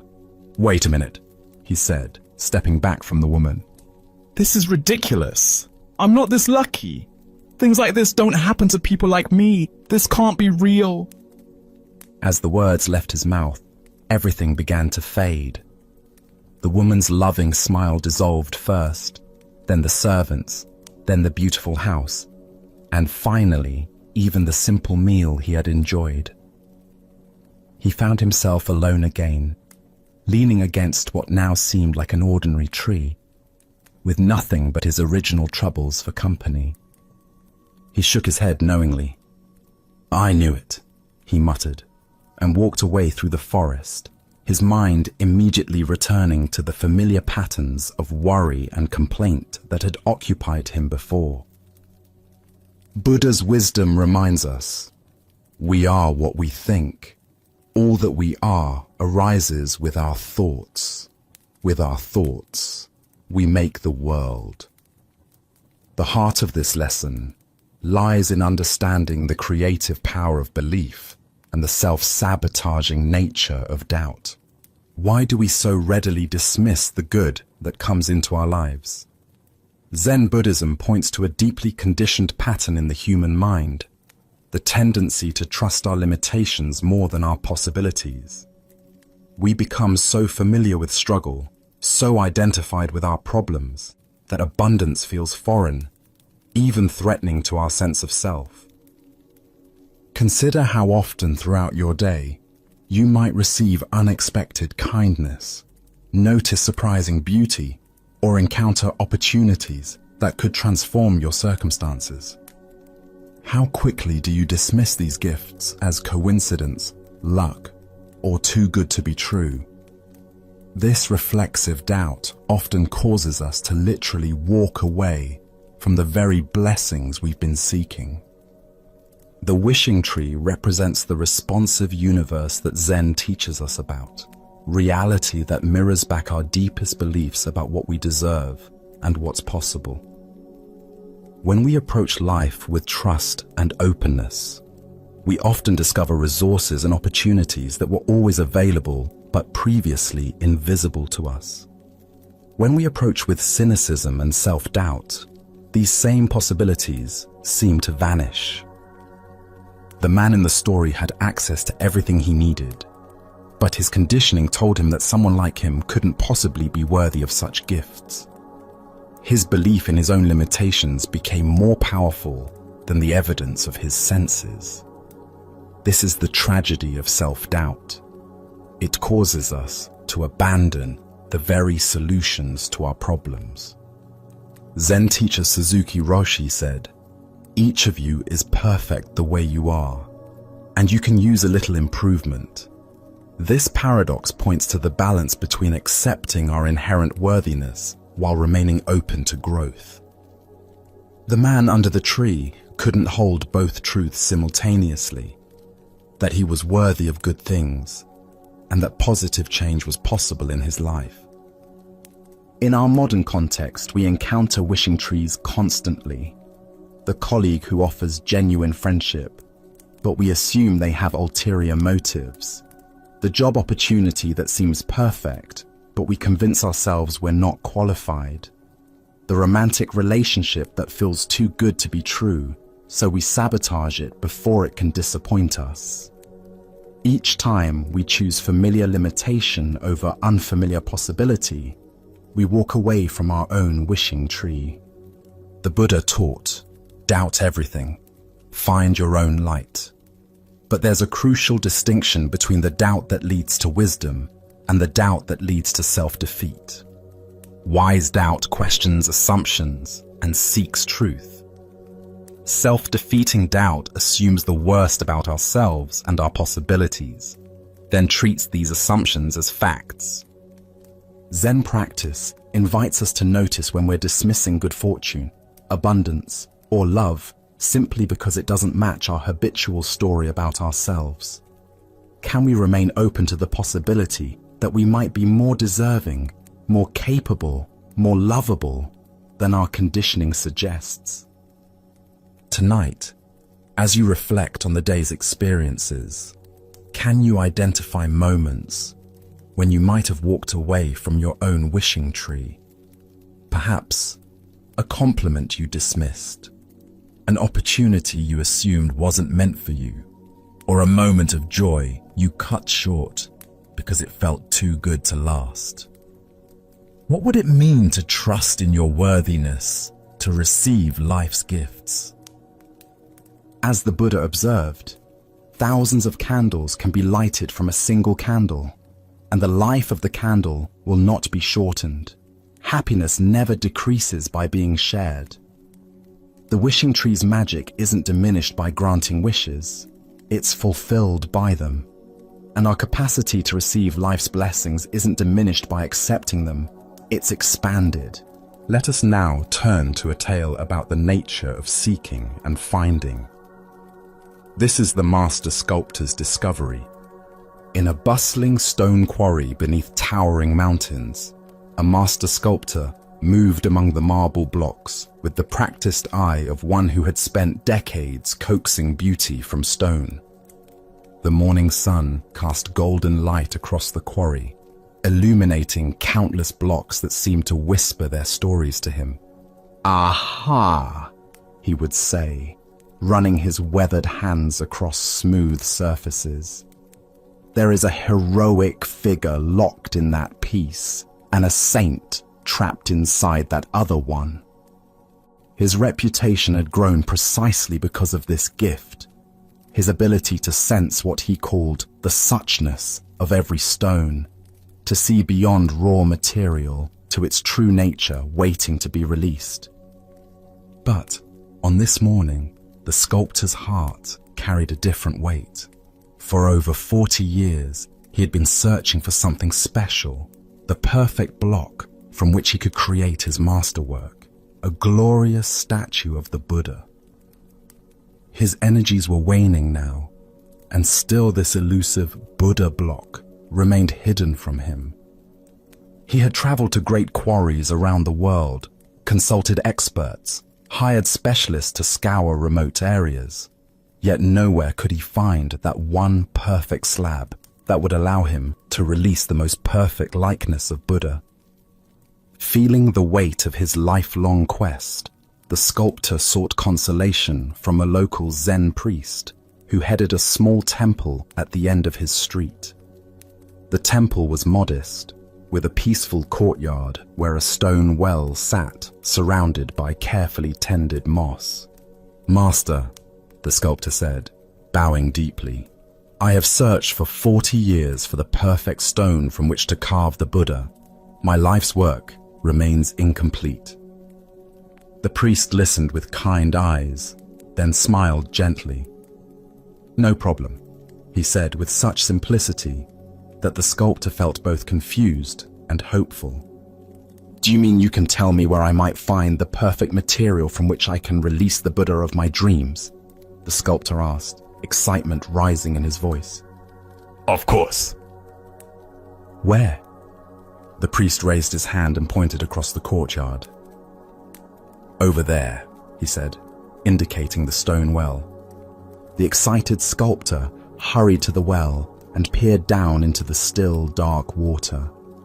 There, looking back at him with the same questioning eyes, the same lined face marked by years of searching, was his own reflection. Buddha's wisdom reminds us, if you cannot find the truth right where you are, where else do you expect to find it? The deeper teaching here shows us that what we seek most desperately often lies not in some distant place or perfect circumstance, but in the very ground of our own being.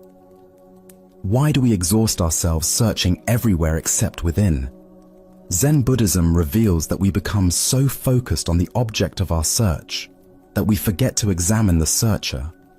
The sculptor had examined thousands of stones, traveled countless miles, yet never considered that the very consciousness doing the seeking was itself the perfect material for awakening. Consider how often throughout your day you postpone contentment, waiting for better circumstances. "I'll be happy when I get the promotion, find the right partner, when conditions are finally perfect." This is seeking the Buddha block everywhere, except in the reflection looking back at us right now. Zen Master Huangpo taught, "Your everyday mind, that is the way." The sculptor's profound realization wasn't that he needed to become something different, but that he needed to recognize what he already was. The perfect material for expressing Buddha nature isn't found in external circumstances, but in the awareness that recognizes, seeks, and creates. The well represents the still point within consciousness, where seeking ends and finding begins. When we stop looking outward and peer into the depths of our own awareness, we discover that the one who seeks and the sought are the same. In Zen practice, we speak of original face, the essential nature that exists before conditioning. This original face isn't hidden in some special place. It's looking back at us from every mirror, every moment of genuine presence. Tonight, as you encounter the reflection of your own seeking mind, can you recognize the Buddha nature that has been with you all along? Perhaps it appears in your capacity for wonder, your longing for truth, or simply in the awareness that notices these very words. As the Buddha taught, look within, you are the Buddha. The masterwork you've been seeking isn't waiting for perfect materials. It's waiting for the recognition that the artist, the art, and the awareness that appreciates beauty are all expressions of the same essential nature. Now, let us explore a story about the patient path to wisdom and the paradox of urgent seeking. This is the teaching of the one-eyed student. In a peaceful valley, surrounded by cherry trees, a young man had heard stories of a renowned Zen master whose students achieved profound realization through diligent practice. Filled with spiritual ambition and eager to transform his life, the young seeker traveled many days to reach the master's monastery, his mind burning with determination to attain enlightenment as quickly as possible. When he finally arrived, dusty from the road and bright with enthusiasm, he immediately sought an audience with the master. The old teacher received him in a simple room overlooking a garden, where monks moved slowly among vegetables and flowers, their movements unhurried and graceful. "Master," the young man said, bowing earnestly, "I have come to study Zen with complete dedication. I am willing to work harder than anyone has ever worked before. Tell me, if I apply myself with absolute diligence and unwavering effort, how long will it take for me to find Zen?" The master sat quietly for a long moment, watching the young man's eager face, noting the tension in his shoulders and the urgent energy that radiated from his posture. Finally, he replied thoughtfully, 10 years. The student's eyes widened with surprise. 10 years seemed like such a long time when enlightenment felt so urgent, so necessary for his happiness. Surely, with the right approach, the process could be accelerated. "But master," he said, leaning forward intently, "what if I work very, very hard and really apply myself to learn fast? What if I meditate longer than the other students, study more texts, practice more intensively? How long then?" The master considered this with the same careful attention, then replied calmly, "Well, 20 years. The young man's face showed his confusion and growing frustration. This made no sense at all. How could greater effort result in slower progress? Perhaps the master hadn't understood the depth of his commitment. "But master, I don't think you understand how serious I am about this," he said, his voice rising slightly with urgency. "What if I really, really work at it? What if I dedicate every waking moment to practice, sleep only when absolutely necessary, and push myself beyond all normal limits? Surely then I could achieve realization much faster. How long would it take then?" 30 years, the master replied without hesitation. By now, the student was completely bewildered and increasingly agitated. Nothing the master said made sense according to his understanding of how learning worked. In every other area of life, music, martial arts, scholarship, harder work produced faster results. Why should spiritual practice be different? "Master, I do not understand," he said, no longer able to hide his disappointment and confusion. "Each time that I say I will work harder, you say it will take me longer. This seems completely backwards. Why do you say that? The master's expression became gentle and compassionate, like a father explaining something important to a beloved child who was old enough to understand. When you have one eye on the goal, you only have one eye on the path, the master explained quietly. Ancient Buddhist wisdom tells us, the journey of 1,000 miles begins with one step. What emerges from this story is a profound teaching about the nature of spiritual progress and the paradox of goal-oriented seeking. Why does intense goal fixation actually slow our spiritual development? Zen Buddhism reveals several ways that excessive focus on attainment creates obstacles to realization. First is the problem of divided attention. When part of our consciousness is constantly measuring progress toward an imagined destination, we cannot fully inhabit the present moment practices that actually cultivate awakening. Consider learning to play a musical instrument. If you spend half your practice time obsessing about when you'll be good enough to perform publicly, that energy isn't available for the careful attention to finger placement, rhythm, and tone that develops skill. The music emerges through complete absorption in the present moment relationship between musician and instrument, not through anxious projection toward future competence. Second is what Zen calls gaining mind, the subtle grasping that turns spiritual practice into a transaction. When we practice meditation to get enlightenment, study texts to accumulate wisdom, or cultivate compassion to become better people, we're approaching the path as consumers rather than participants.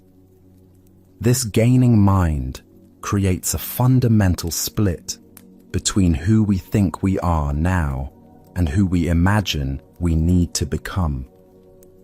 The Buddha said, "What you are looking for is where you are looking from."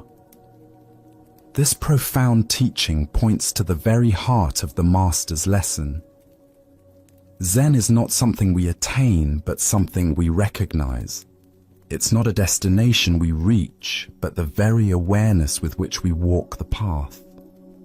This ancient wisdom illuminates why urgent spiritual seeking often becomes self-defeating.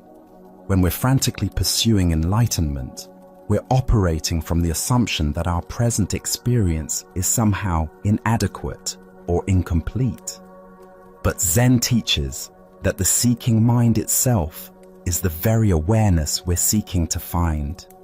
Look deeply at your own experience of learning and growth. Haven't your most profound insights often come when you weren't actively trying to have insights?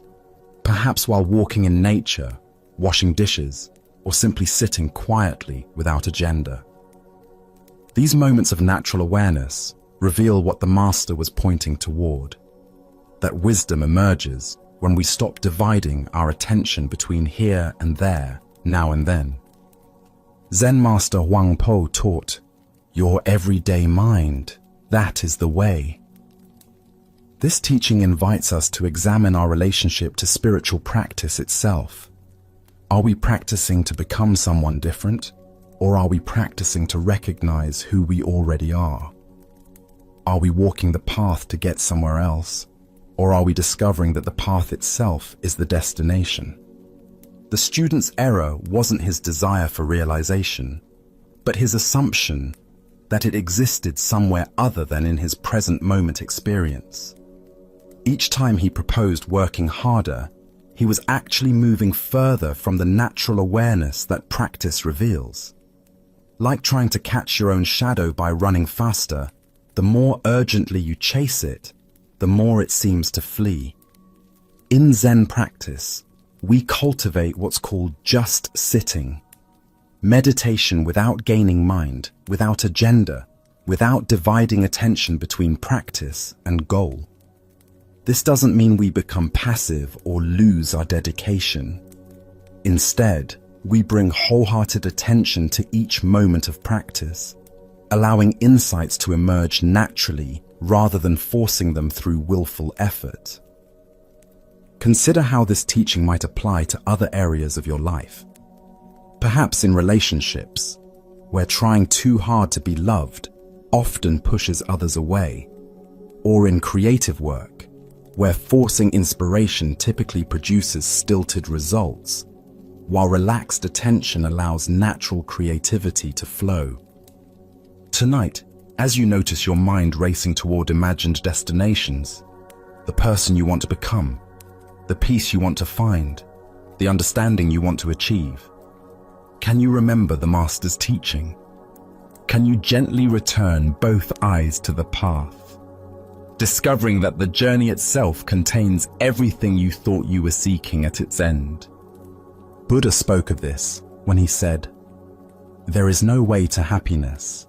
Happiness is the way."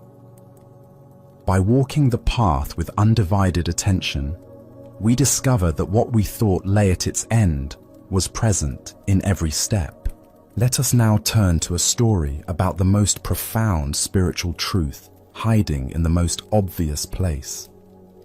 This is the dialogue between Joshu and Nansen about the ordinary mind.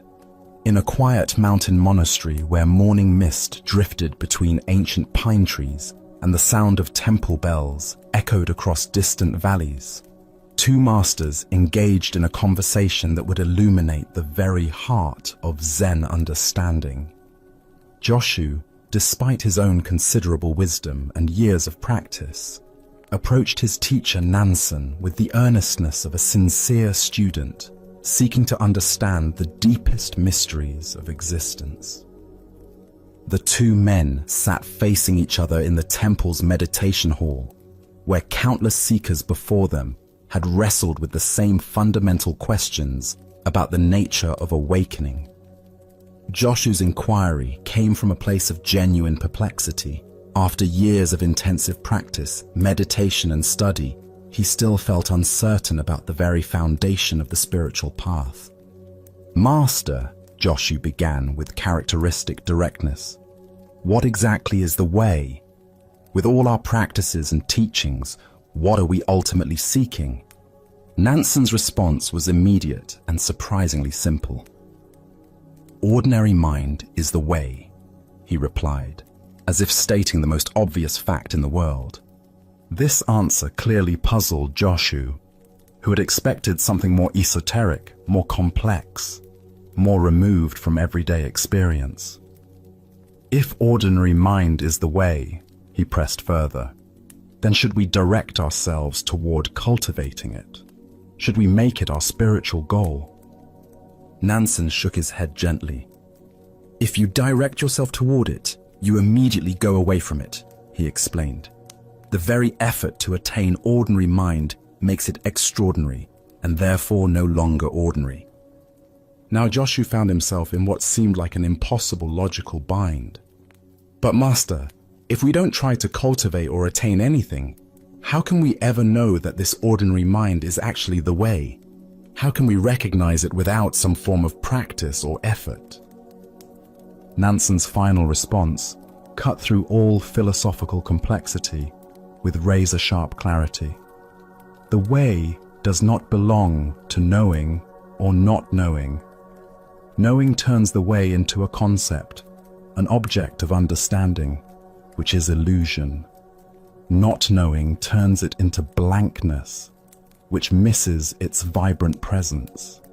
If you truly realize the way without doubt, it becomes like the great void, so vast and boundless that it contains everything. How then could there be any distinction between right and wrong, sacred and mundane, ordinary and extraordinary?" At these words, something shifted fundamentally in Joshu's understanding. The seeking mind that had been grasping for answers suddenly relaxed, and he experienced a moment of complete clarity. Not the clarity of understanding something new, but the clarity of recognizing what had been present all along. Buddha's wisdom reminds us, there is nothing to seek and nothing to find. Everything is already here. The heart of this lesson lies in recognizing that what we seek through spiritual practice is not some special state of consciousness, but rather the ordinary awareness that is reading these words right now. Why do we struggle to accept that ordinary mind is the way? Zen Buddhism points to our deep conditioning that spiritual truth must be extraordinary, mystical, or dramatically different from our everyday experience. We imagine enlightenment as a permanent state of bliss, cosmic consciousness, or supernatural abilities, when in reality, it is simply the natural state of awareness without the overlay of seeking and striving. Our spiritual seeking often becomes its own obstacle. Like a person frantically searching for glasses while wearing them, we exhaust ourselves looking for something we already possess. The very effort to attain a special spiritual state creates the sense of separation between seeker and sought, between the ordinary self and some idealized, awakened self. Consider how your own mind works in this very moment. Thoughts arise and pass away. Sensations appear in your body. Sounds reach your ears. Emotions flow through your awareness. This natural functioning of consciousness, without any special effort or concentration, is what Nansen calls ordinary mind.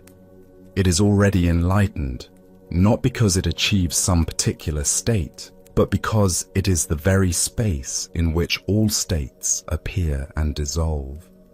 Zen master Huang Po taught, "Your everyday mind, that is the way, just like now, without seeking anything, without grasping after the fruits of Zen, just this mind that thinks and feels and perceives.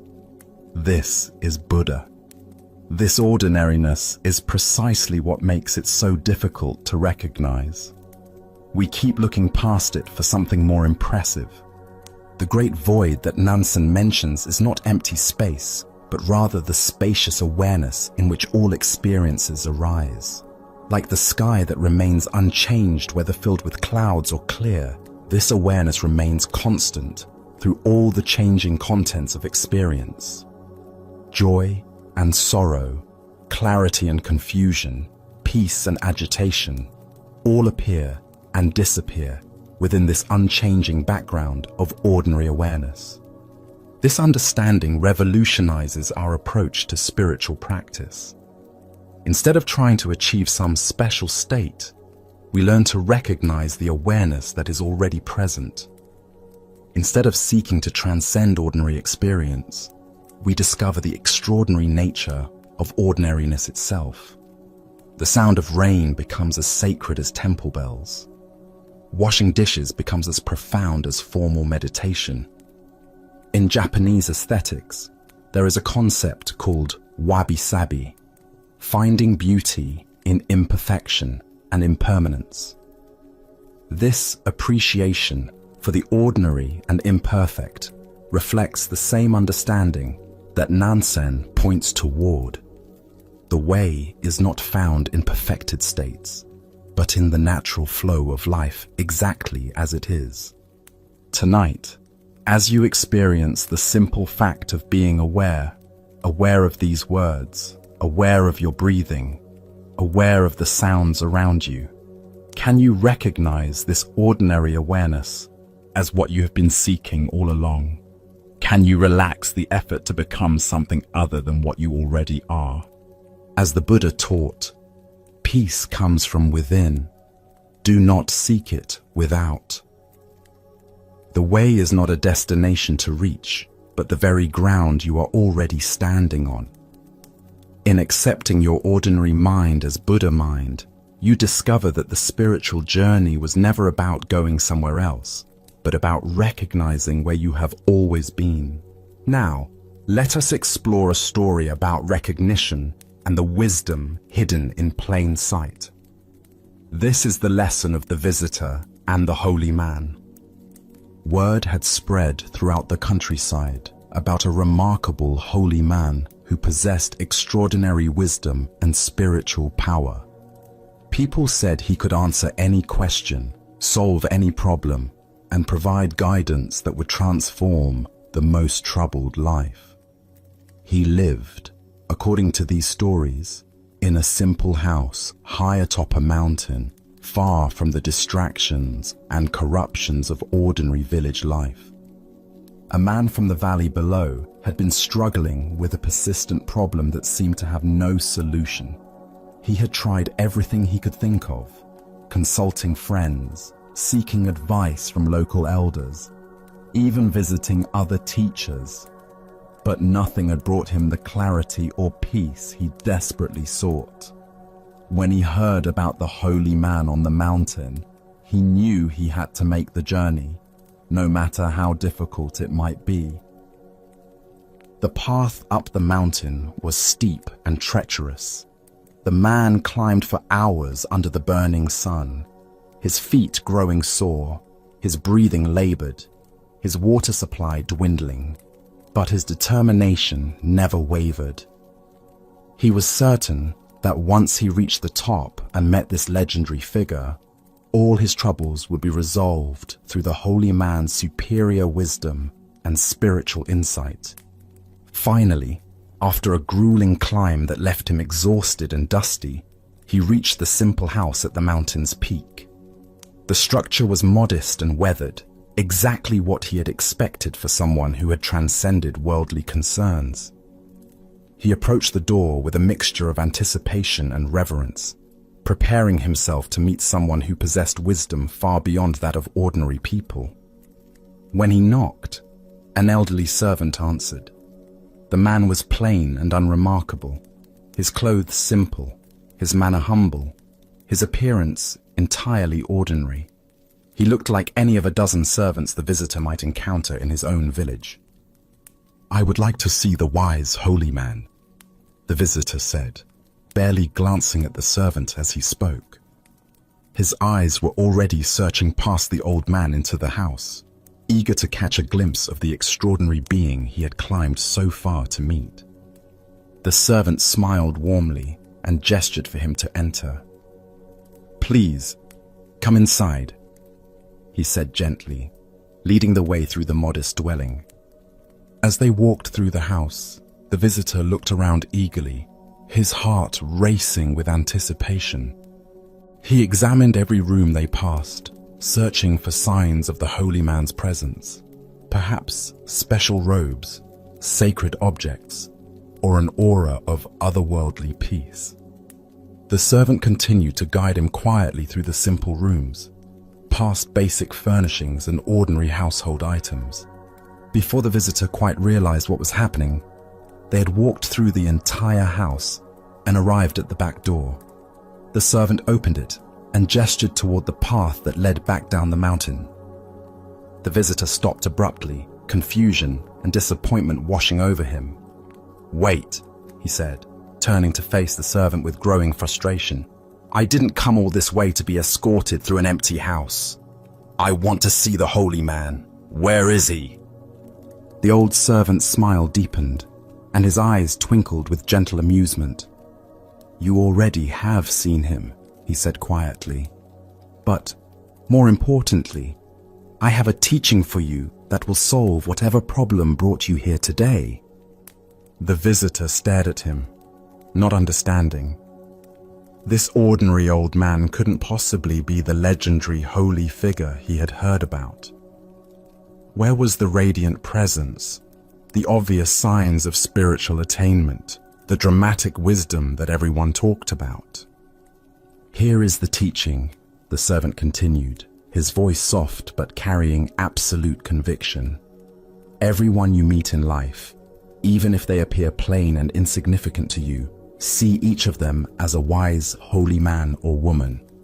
If you can do this, if you can truly see the sacred in every person you encounter, then whatever problem you brought here today will be solved." Buddha's wisdom tells us, if you want to know your past, look at your present condition. If you want to know your future, look at your present actions. This tale unveils the profound truth that we find what we're prepared to see. and our capacity for recognition determines what wisdom becomes available to us. Why do we search for the sacred in special places and extraordinary people while overlooking the wisdom that surrounds us every day? Zen Buddhism points to our conditioning that associates spiritual truth with dramatic appearances, exotic circumstances, and obviously impressive figures. But the deepest teachings often come disguised as the most ordinary encounters. The visitor's problem wasn't really the external difficulty that brought him to the mountain. His deeper problem was his inability to recognize wisdom when it didn't match his preconceptions. He was so focused on finding someone who looked like his idea of a holy man that he almost missed the actual holy man standing right in front of him. Consider your own daily interactions. How often do you dismiss people because they don't seem impressive, educated, or obviously wise? The checkout clerk who greets you with genuine warmth, the janitor who works with quiet dignity, the child who asks innocent but profound questions. Any of these encounters might offer exactly the insight you need if you're prepared to receive it. This teaching transforms how we move through the world. Instead of searching for wisdom in special places or waiting for obviously enlightened teachers to appear, we begin to approach every person as a potential source of insight.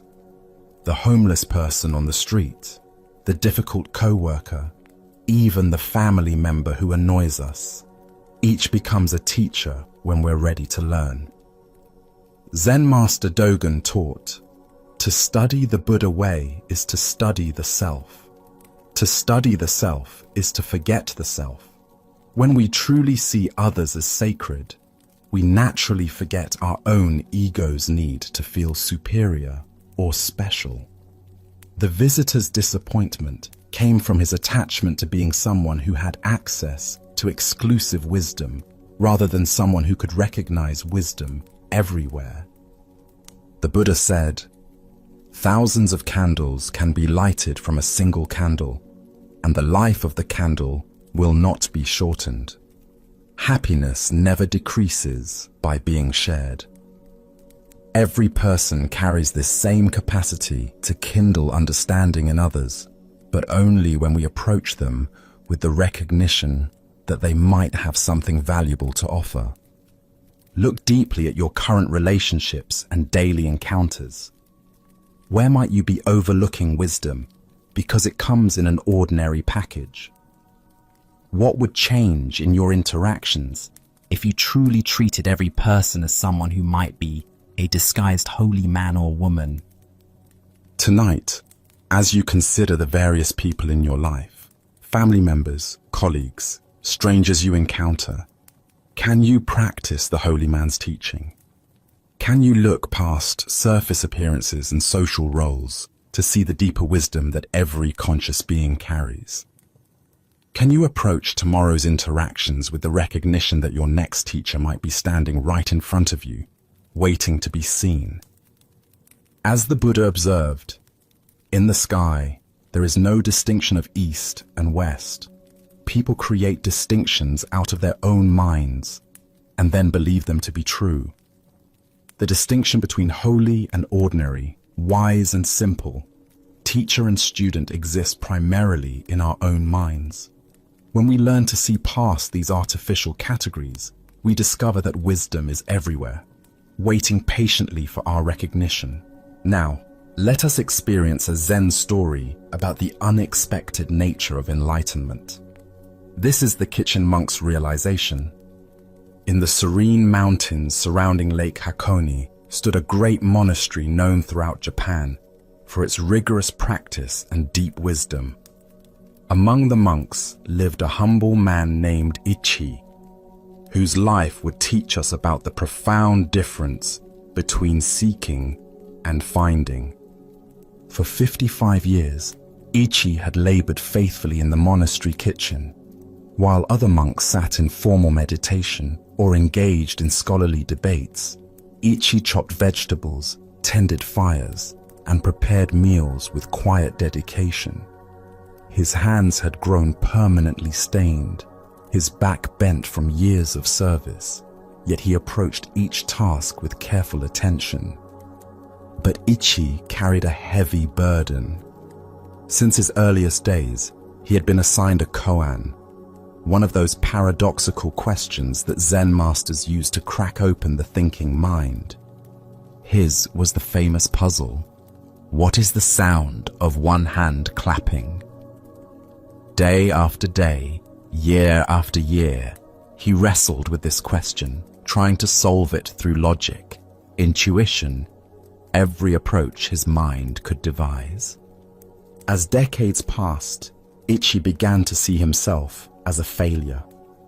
While other monks seemed to progress, receiving new koans or achieving insights their teachers acknowledged, Ichi remained stuck with his unsolved puzzle. He watched younger monks arrive and eventually surpass him in status and recognition. 55 years, he would whisper while stirring soup. 55 years, and still I cannot hear what one hand sounds like when it claps. The question haunted him through every chore, every quiet moment, every season of his long service. Now, as his body grew frail, Ichi knew his time was approaching its end.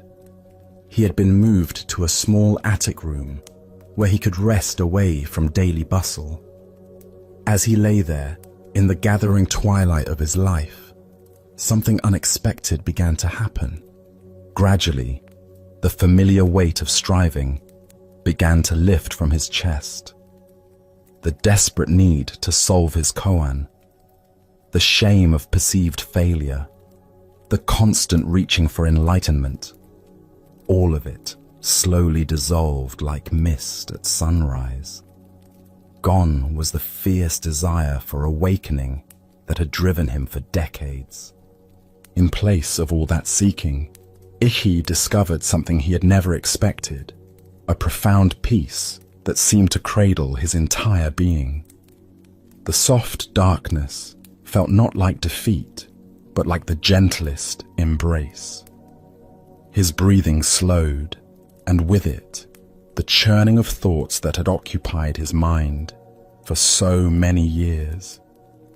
It was in this exquisite silence, when there remained no more questions nor need for answers, when even the need for breathing seemed to fade into quiet acceptance, that Ichi finally heard it.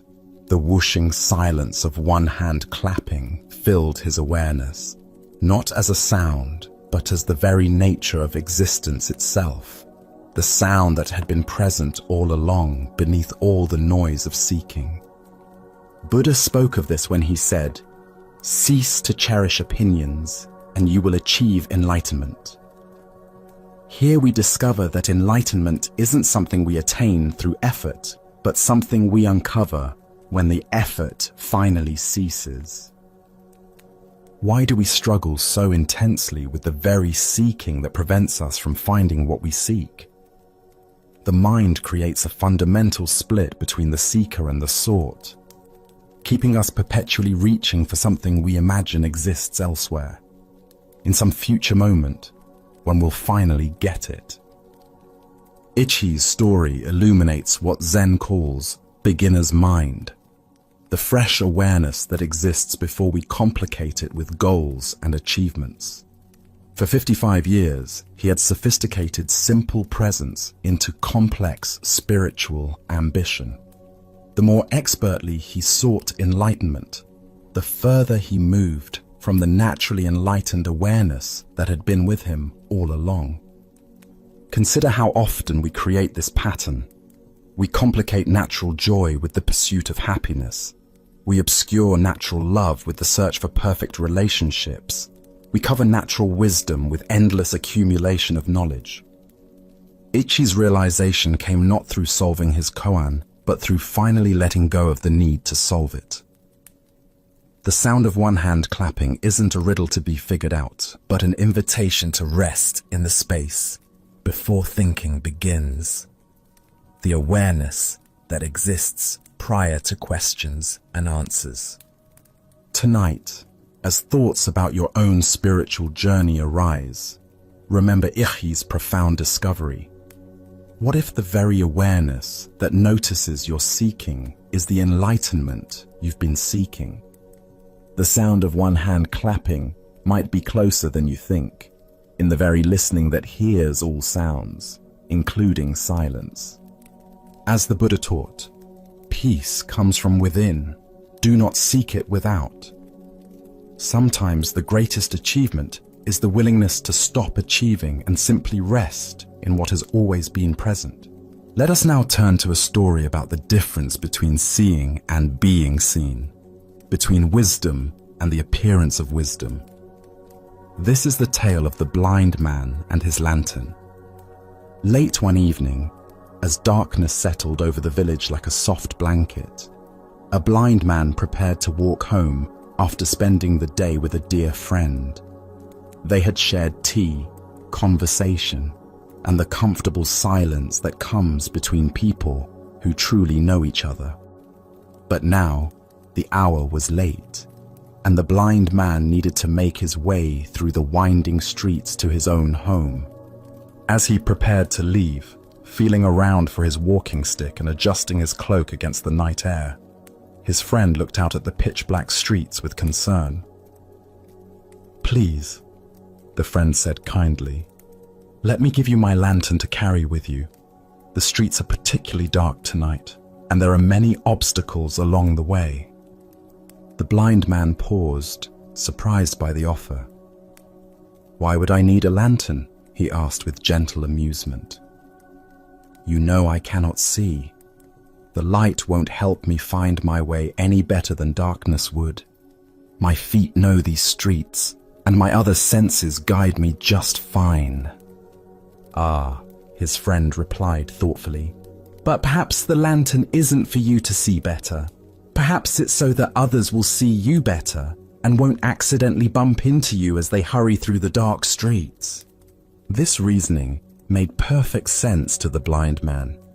While he had learned to navigate the world without sight, he understood that others depended on their eyes and might not notice him in the darkness.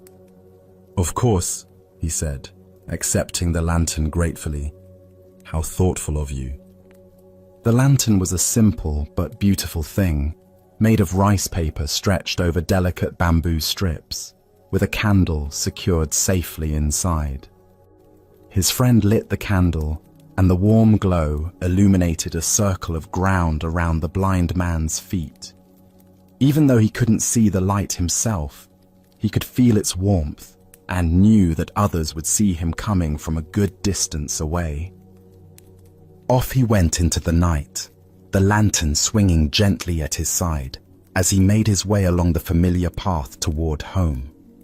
He felt confident and considerate, knowing that he was taking care both of his own safety and the safety of others who might be traveling these same dark streets. But he had walked only a few yards when suddenly, crack, another traveler walked straight into him. The collision was jarring, sending both men stumbling. The blind man's lantern swayed wildly, and he nearly lost his balance. "Why don't you watch where you're going?" the blind man called out indignantly, steadying himself and adjusting his robes. "Can't you see this lantern? I'm carrying it specifically so people like you won't bump into me." The other traveler, equally surprised by the collision, looked at the blind man's lantern and couldn't help but laugh. "My friend," he said gently, "why don't you light the candle? Your lantern is completely dark." The blind man reached toward his lantern and felt around the bamboo frame. Sure enough, the candle had gone out shortly after he left his friend's house, though he had been completely unaware of it. He had been walking through the darkness, carrying what he believed was a source of light, but was actually just an empty container, no more illuminating than if he had carried nothing at all. The Buddha once said, "Thousands of candles can be lighted from a single candle, and the life of the candle will not be shortened." Happiness never decreases by being shared. This tale unveils the profound difference between carrying the container of wisdom and carrying wisdom itself. Why do we so often mistake the form of understanding for understanding itself? Zen Buddhism reveals that we frequently become attached to the external symbols of insight, the books we've read, the retreats we've attended, the spiritual concepts we can discuss, while the actual flame of awareness remains unlit within us. The blind man's situation is deeply familiar to anyone who has walked a spiritual path. We acquire the lantern of teachings, surround ourselves with the framework of practice, and assume that possessing these things means we are illuminated. But unless the candle of direct experience is actually burning, we're still walking in darkness while believing we carry light. Consider your own spiritual or philosophical understanding.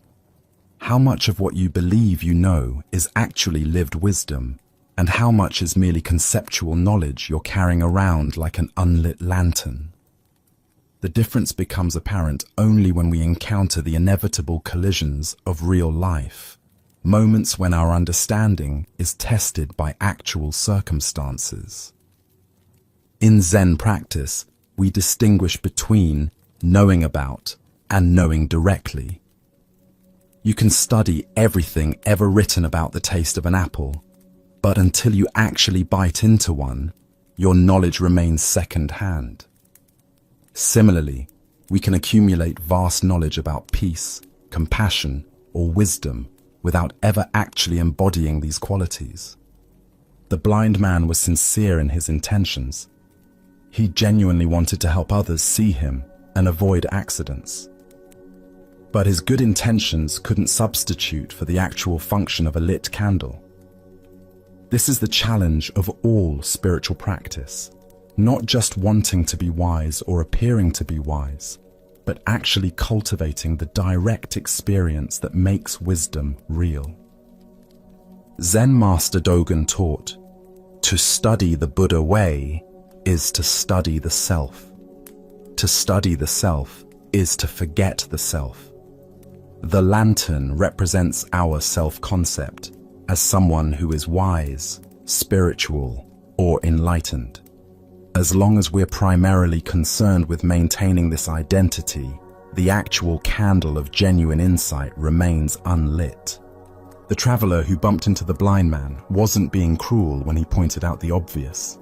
Sometimes we need others to help us see that our candle has gone out, that we've been coasting on old understanding, without tending to the flame of present moment awareness. Look deeply at your own experience. When do you find yourself carrying an unlit lantern? Perhaps it's when you offer advice you haven't fully integrated yourself, when you speak about peace while feeling agitated inside, or when you present yourself as having figured out something you're still actively struggling with. These aren't moral failures. They're simply signs that it's time to relight the candle. The beauty of this teaching is that discovering our lantern is dark isn't the end of the story. It's the beginning. The moment we realize we've been walking in darkness while believing we carried light, we can stop, find a source of flame, and actually illuminate our path. The lantern itself isn't useless.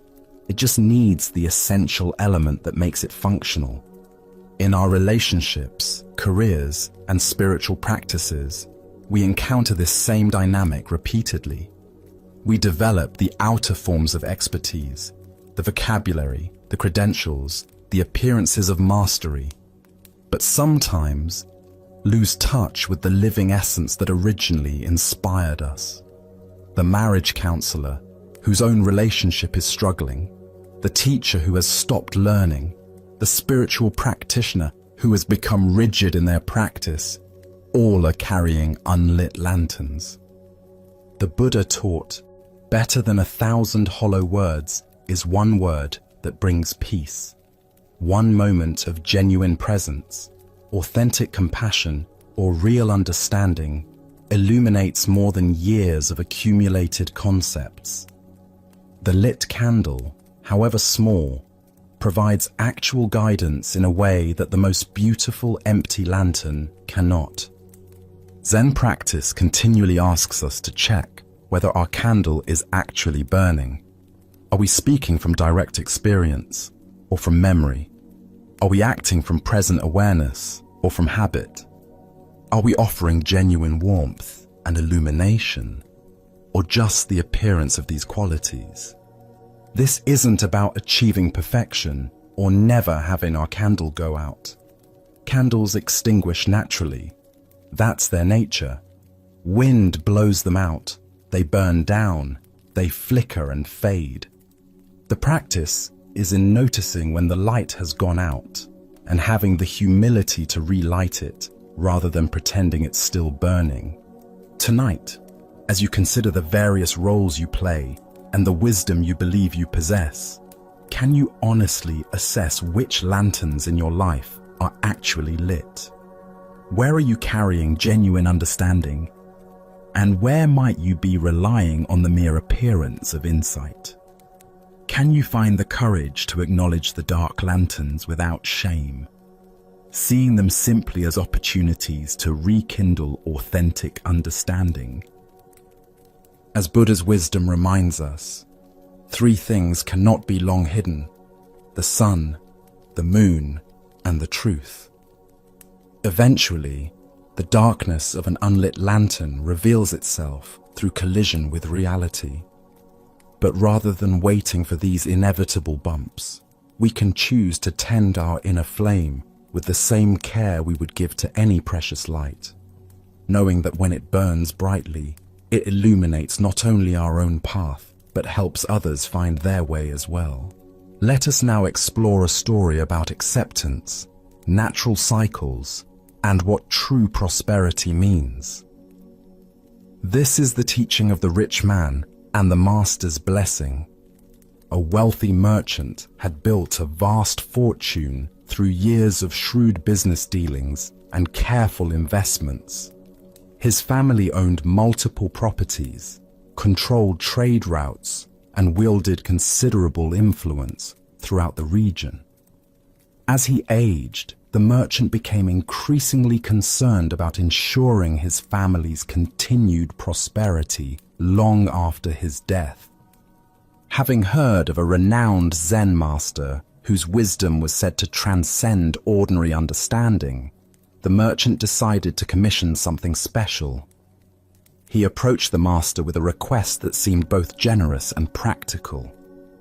"Master," he said, bowing respectfully while displaying his finest robes and jewelry, "I would like to commission you to write something profound that will encourage the prosperity of my family for generations to come, something that my descendants can treasure and draw inspiration from long after I am gone.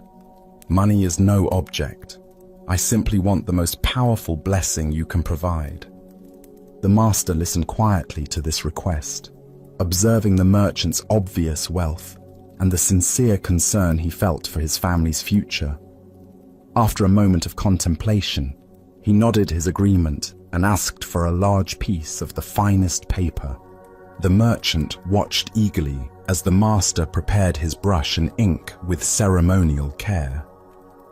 He expected elaborate calligraphy, perhaps ancient wisdom about accumulating wealth, or powerful mantras that would ensure his family's continued success in business and life. The master's reputation suggested that whatever he wrote would be both beautiful and profound. With simple, elegant strokes, the master wrote just 7 words. Father dies, son dies, grandson dies. When the merchant read what had been written, his face flushed red with anger and disbelief. This was not at all what he had expected or requested. "Master!" he exclaimed, his voice rising with indignation. "I asked you to write something that would bring happiness and prosperity to my family for generations. Instead, you give me this depressing message about death. Why do you give me something so depressing like this?" The master looked at him with calm, compassionate eyes and began to explain the deeper meaning behind what might appear to be a morbid prediction. "Consider carefully what I have written," the master said gently. "If your son should die before you, this would bring unbearable grief to your family. Parents are not meant to outlive their children. Such loss creates a wound that never fully heals. If your grandson should die before your son, this too would bring tremendous sorrow to your family and disrupt the natural flow of life." The merchant began to listen more carefully, sensing there was something deeper in the master's words than he had initially understood. "But if your family continues, generation after generation, with each death occurring in the natural order I have described, this represents the ideal course of life. This is the pattern that brings the least suffering and the greatest harmony. This natural succession, where each generation has time to live fully before passing responsibility to the next, is true happiness and genuine prosperity." As the Buddha taught, of all things, impermanence is the most sacred. This ancient wisdom illuminates why accepting the natural order of life and death creates more genuine peace than any accumulation of material wealth ever could. Why do we resist the fundamental reality that all things, including our own lives and those of our loved ones, are temporary? Zen Buddhism reveals that much of our suffering comes from fighting against impermanence rather than finding peace within its natural rhythms. The merchant's initial understanding of prosperity was limited to material accumulation, wealth, property, and influence that could be passed down through generations. But the master pointed to a deeper form of prosperity, the blessing of a family that experiences life and death in harmony with natural order rather than in tragic disruption of it. Consider how different our relationship to mortality becomes when we see death not as failure or tragedy, but as the natural conclusion of a life fully lived. The master's blessing wasn't morbid. It was recognition that the greatest gift we can wish for our families is that each generation has the opportunity to live completely before making way for the next. This teaching also reveals the limitation of trying to control the future through accumulation of resources. The merchant wanted to ensure his family's prosperity through external means, but the master suggested that true prosperity comes from accepting life's fundamental conditions rather than attempting to transcend them. In our modern context, we often measure family success by material legacy, the wealth we leave behind, the properties we pass down, the financial security we provide. But how often do we consider the emotional and spiritual legacy of a family that understands and accepts life's natural rhythms? The Buddha said, "All conditioned things are impermanent. Strive on with diligence."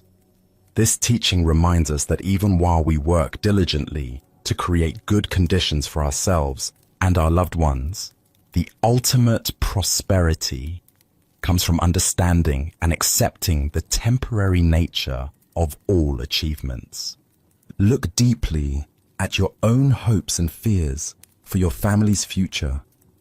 How much energy goes toward trying to control outcomes that are ultimately beyond our control?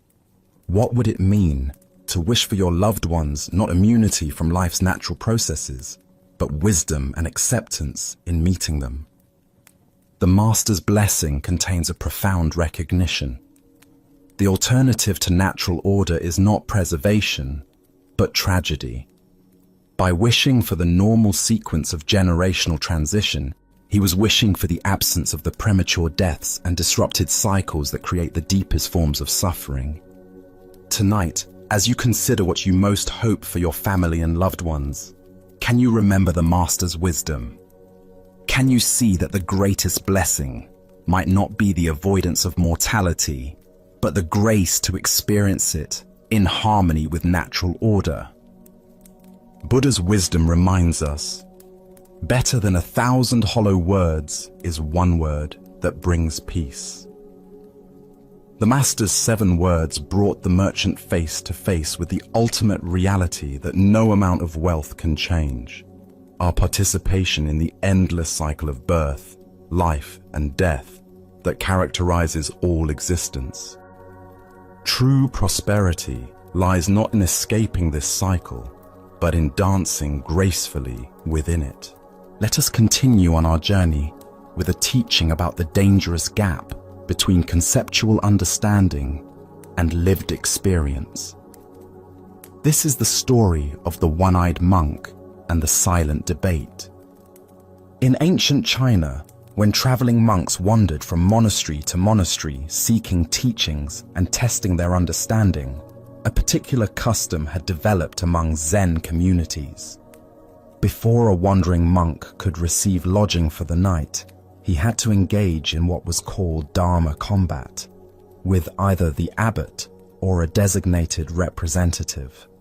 This wasn't physical fighting, but a contest of spiritual wit and understanding, where profound questions and paradoxical answers revealed the depth of each participant's realization. At one renowned monastery nestled in bamboo forests, a travel-worn monk arrived as evening shadows began to lengthen across the courtyards. His robes were dusty from mountain paths, his straw sandals worn thin, but his eyes carried the alert brightness of someone genuinely seeking deeper understanding. The abbot, busy with evening duties, assigned his personal attendant to conduct the traditional Dharma encounter. This attendant had served the monastery faithfully for many years, though he possessed what others might consider a disadvantage. He had lost one eye in an accident during his youth. Despite this physical limitation, or perhaps because of the clarity it had brought to his inner vision, he had developed profound insight into the Buddha's teachings. When the two monks met in the monastery's formal reception hall, the traveling monk proposed something unusual. "Let us engage in silent debate," he suggested, gesturing with his hands to indicate they would communicate through gestures alone rather than words. Sometimes the deepest truths transcend language altogether. The attendant nodded agreement, and they began their wordless exchange. The wayfarer raised one finger toward the ceiling, holding it steady with an expression of calm confidence. Without hesitation, the attendant responded by raising 2 fingers. The traveling monk, seeming pleased by this response, then raised 3 fingers. At this, the attendant surprised him by making a tight fist and holding it firmly in the space between them. The traveling monk's confident expression faltered. For a moment, he stared at the clenched fist, his face showing confusion and something approaching alarm. Then, without attempting any further gestures, he bowed quickly and left the hall. Soon afterward, he found the abbot and spoke with obvious respect and disappointment. "Venerable Sir, your representative is far too advanced for me. I must continue my journey rather than presume to stay in your monastery tonight." The abbot raised his eyebrows with interest. "Please, tell me what transpired in your exchange." "Well," the traveler explained earnestly, "I began by holding up one finger to symbolize the Buddha, the awakened one who showed us the path to enlightenment. But your monk immediately responded with 2 fingers, indicating the Buddha and the Dharma, both the teacher and the teachings he offered. So I raised 3 fingers to represent the complete triple gem: the Buddha, the Dharma, and the Sangha, the community of practitioners. But then he held up a clenched fist to show that all 3 are actually one unified reality. His understanding is clearly beyond mine, so I must seek instruction elsewhere before I could be worthy of staying here. The abbot listened to this interpretation with growing surprise, for he knew his attendant's character well. As the traveling monk departed into the gathering dusk, the attendant himself appeared, visibly agitated and breathing hard from running. "Where is that insolent rascal?" he demanded, his single eye blazing with indignation. "I've been looking everywhere for him. The nerve of that man! I've never encountered such rudeness disguised as spiritual inquiry." "What exactly happened?"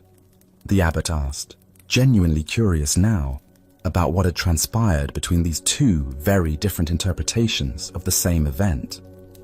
"First," the attendant explained, his voice rising with remembered offense, "he insulted me by holding up one finger to indicate that I had only one eye. Can you imagine?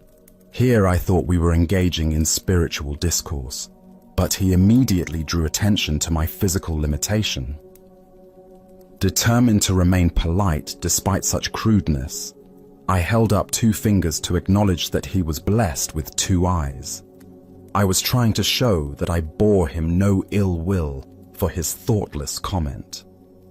The attendant paused to catch his breath, his agitation increasing as he continued. "But the scoundrel wasn't satisfied with that insult. Next, he held up three fingers to rub it in further, indicating that between the two of us, there were only 3 eyes total. He was deliberately emphasizing our difference, making sure I couldn't forget my disability. That's when I'd had enough. I made a fist because I was about to hit him for his persistent rudeness. But the coward saw what was coming and ran off before I could teach him proper manners." The abbot stood in stunned silence, contemplating this remarkable demonstration of how two people could participate in identical events while inhabiting completely different realities. The Buddha taught, "We see the world not as it is, but as we are." This profound truth reveals itself in the complete misunderstanding between our two monks, each of whom experienced the exact same gestures while living in entirely different interpretations of reality. Why do we so often project our own concerns, insecurities, and assumptions onto neutral situations? Zen Buddhism points to what it calls the 8 worldly winds: praise and blame, pleasure and pain, gain and loss, fame and disgrace. These psychological forces create internal weather systems that color our perception of everything around us. The attendant's sensitivity about his missing eye created a filter through which every gesture became a personal attack. His past experiences of being judged or pitied for his appearance had created such a strong interpretive framework that he couldn't perceive any other possible meaning in the traveler's hand signals. Similarly, the traveling monk's spiritual preoccupations caused him to see profound Dharma teachings in what were actually expressions of wounded feelings and growing anger. His framework of seeking enlightened instruction made him interpret increasingly aggressive gestures as increasingly sophisticated wisdom. Look deeply at your own patterns of interpretation. How often do your current worries, past hurts, or persistent hopes cause you to misread situations completely? Perhaps someone's distracted behavior becomes evidence they don't like you when they're actually concerned about a family member's health.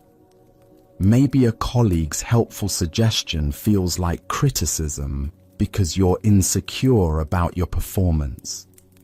This ancient wisdom illuminates how our internal state creates our external experience. Both monks were sincere in their perceptions, yet both were fundamentally mistaken about what was actually happening. Neither was lying or deliberately misinterpreting. They were simply seeing through the lens of their own psychological conditioning. The story points us toward a crucial question.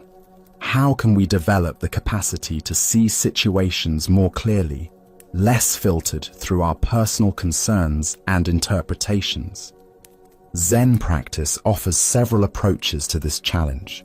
First is what's called don't know mind. Maintaining openness to multiple interpretations, rather than immediately settling on the one that confirms our existing beliefs or fears. When someone acts in a way that triggers our interpretation, can we pause and consider other possible explanations?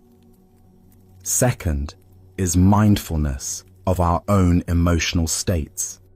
The attendant might have noticed his rising sensitivity about his appearance and recognized how this was coloring his perception. The traveler might have observed his eagerness to find profound teachings and questioned whether he was seeing wisdom where none existed.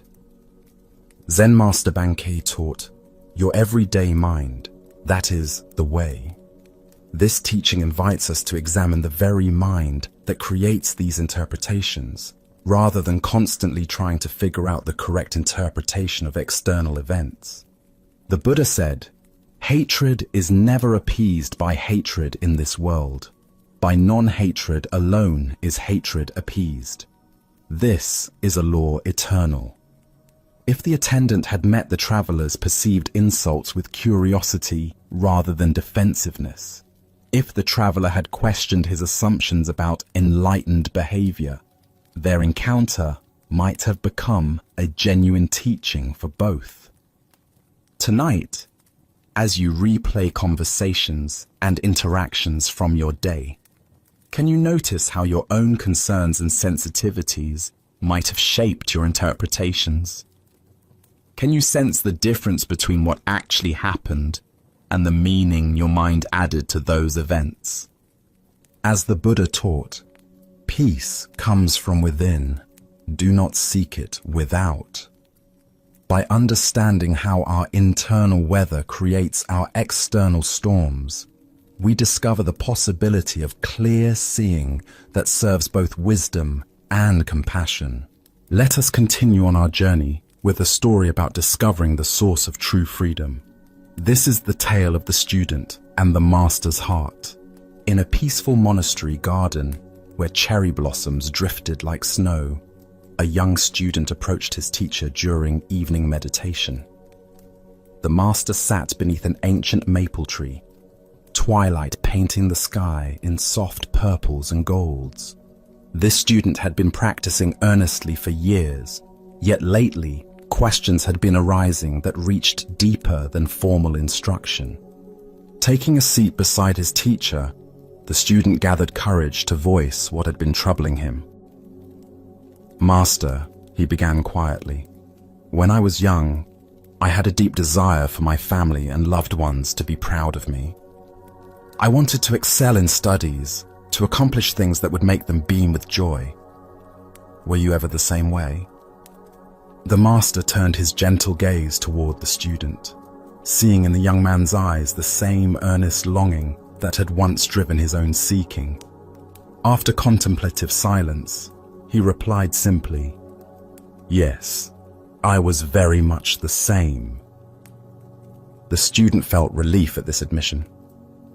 "Why did you desire their pride so intensely?" he asked. "What was driving that need for approval?" The master smiled with tender recognition. "I wanted them to feel they had more reason to love and accept me," he said thoughtfully. "If I could make them proud, surely their love would be secure and abundant. But the reason I desired this went even deeper." The student leaned closer, sensing they were approaching something essential. "I sought their love so desperately," the master continued, "because I, in turn, would feel I had sufficient reason to love and accept myself. I was seeking permission from others to feel good about who I was. Their approval would be evidence of my worthiness even to myself. That was what lay at the root of all my striving." The master paused, watching the first stars appear. "But then one day, I awakened to a revolutionary possibility. I realized I could ask myself a different question. What if I could bypass all external validation and simply learn to love and accept myself unconditionally? What if I didn't require anyone else's approval to feel genuinely good about my existence? The student felt something shift in his chest as these words settled. I imagined what it would be like if my happiness no longer depended on outer circumstances, on whether people approved or disapproved of my choices.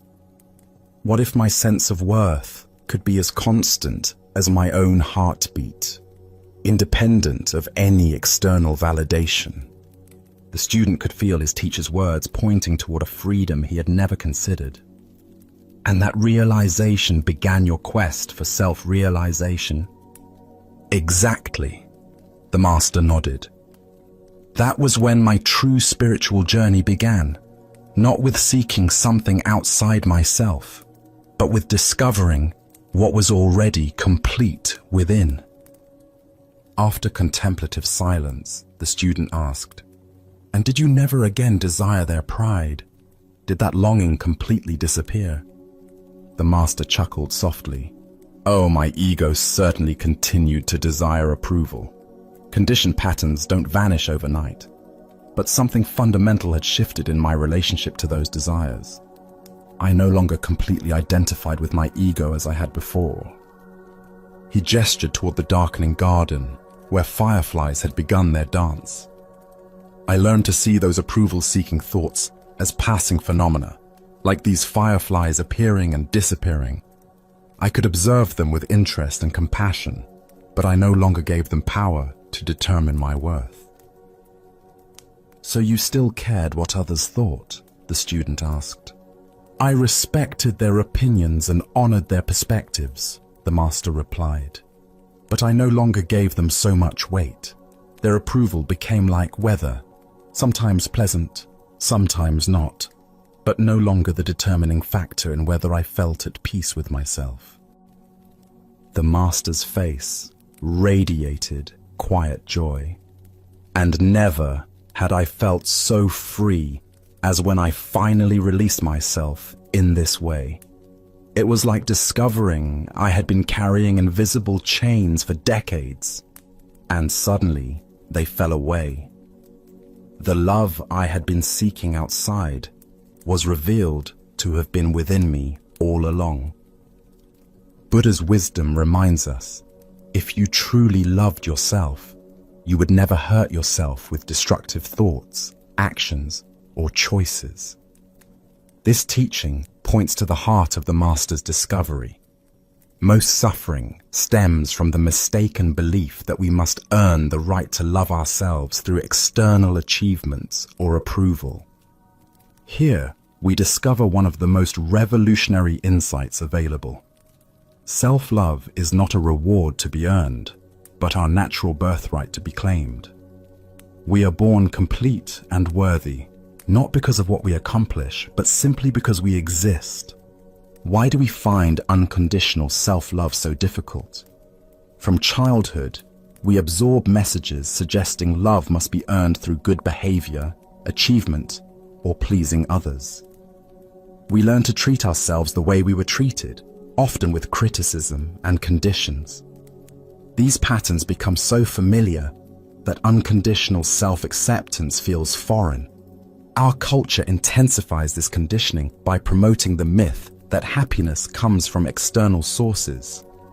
Each message reinforces the delusion that we are incomplete as we are. Consider how much mental energy goes toward managing others' opinions. How often do you modify authentic expression to gain approval? How much self-worth depends on external feedback rather than internal recognition of inherent value? When we love ourselves unconditionally, we create a foundation of fulfillment that allows us to enjoy others' affection without depending on it. We can receive compliments with gratitude rather than desperate hunger, and handle criticism without devastation, because our core worth remains untouched. The Buddha said, "You can search throughout the entire universe for for someone more deserving of your love and affection than you are yourself, and that person is not to be found anywhere. You, yourself, deserve your love and affection. This isn't narcissism. It's recognition of fundamental truth about consciousness itself. Tonight, as you rest in this moment's quiet, can you sense the presence that is reading these words? This awareness that knows your thoughts and witnesses your experiences is not improved or diminished by anything that happens. It remains constant and clear, like space itself. What would it be like to treat this aware presence with the tenderness it deserves? Perhaps you could offer yourself the same patience you'd give a beloved child learning, or the same compassion you'd feel for a friend in difficulties. As the Buddha taught, hatred is never appeased by hatred. By non-hatred alone is hatred appeased. Self-criticism is never healed by more self-criticism. Only by learning to love ourselves exactly as we are do we create inner conditions for authentic transformation. In discovering this unconditional love within, we find the freedom we sought through others' approval was always here, beating steadily in our own hearts. Tonight, as we bring this journey of ancient wisdom to a gentle close, can you feel how the inner peace they've unlocked isn't something you've gained from outside, but something you've rediscovered within yourself? These timeless stories, drawn from the depths of Buddhist tradition and shared in the spirit of Zen, have quietly opened doorways in your awareness that were always there, waiting to be found. The Buddha taught us, thousands of candles can be lit from a single candle, and the life of the candle will not be shortened. Happiness never decreases by being shared. As you reflect on these words, remember that the peace you've unlocked tonight multiplies rather than diminishes when you carry it with you. Each tale we've explored together has lit another small flame of understanding in the darkness. Through these stories, you've journeyed deep into the heart of Zen wisdom, discovering that true tranquility emerges not from perfect circumstances, but from perfect acceptance of whatever arises. As you prepare to fall asleep to these teachings, feel how naturally they've settled into your consciousness, like old friends finding their way home. The inner peace you've unlocked during these hours isn't fragile or temporary. It's the same unshakable tranquility that Buddhist monks have cultivated for millennia, and it becomes stronger each time you remember to access it. Even as sleep approaches, even as your conscious mind begins to rest, these Zen teachings continue their gentle work, weaving themselves into your dreams and your deeper knowing. These forgotten tales have revealed what Zen Buddhism has always taught, that awakening happens not in dramatic moments, but in the quiet recognition of what was never actually lost. As you fall asleep tonight, wrapped in the wisdom of these ancient stories, notice how easily peace flows when you stop trying to manufacture it and simply allow it to unfold. Your journey through these Buddhist teachings has been more than entertainment for a restless mind. It's been a homecoming to your own inner stillness. The peace you've unlocked will remain with you long after these stories fade, a steady presence that deepens each time you remember to pause and breathe consciously. As you drift towards sleep, let these timeless teachings continue their work in the deeper chambers of your heart. May the inner peace you've unlocked tonight be your constant companion, and may the gentle wisdom of Zen Buddhism guide you into the most restful sleep. Thank you for joining us on this journey at Sleepy Monk. Sleep well,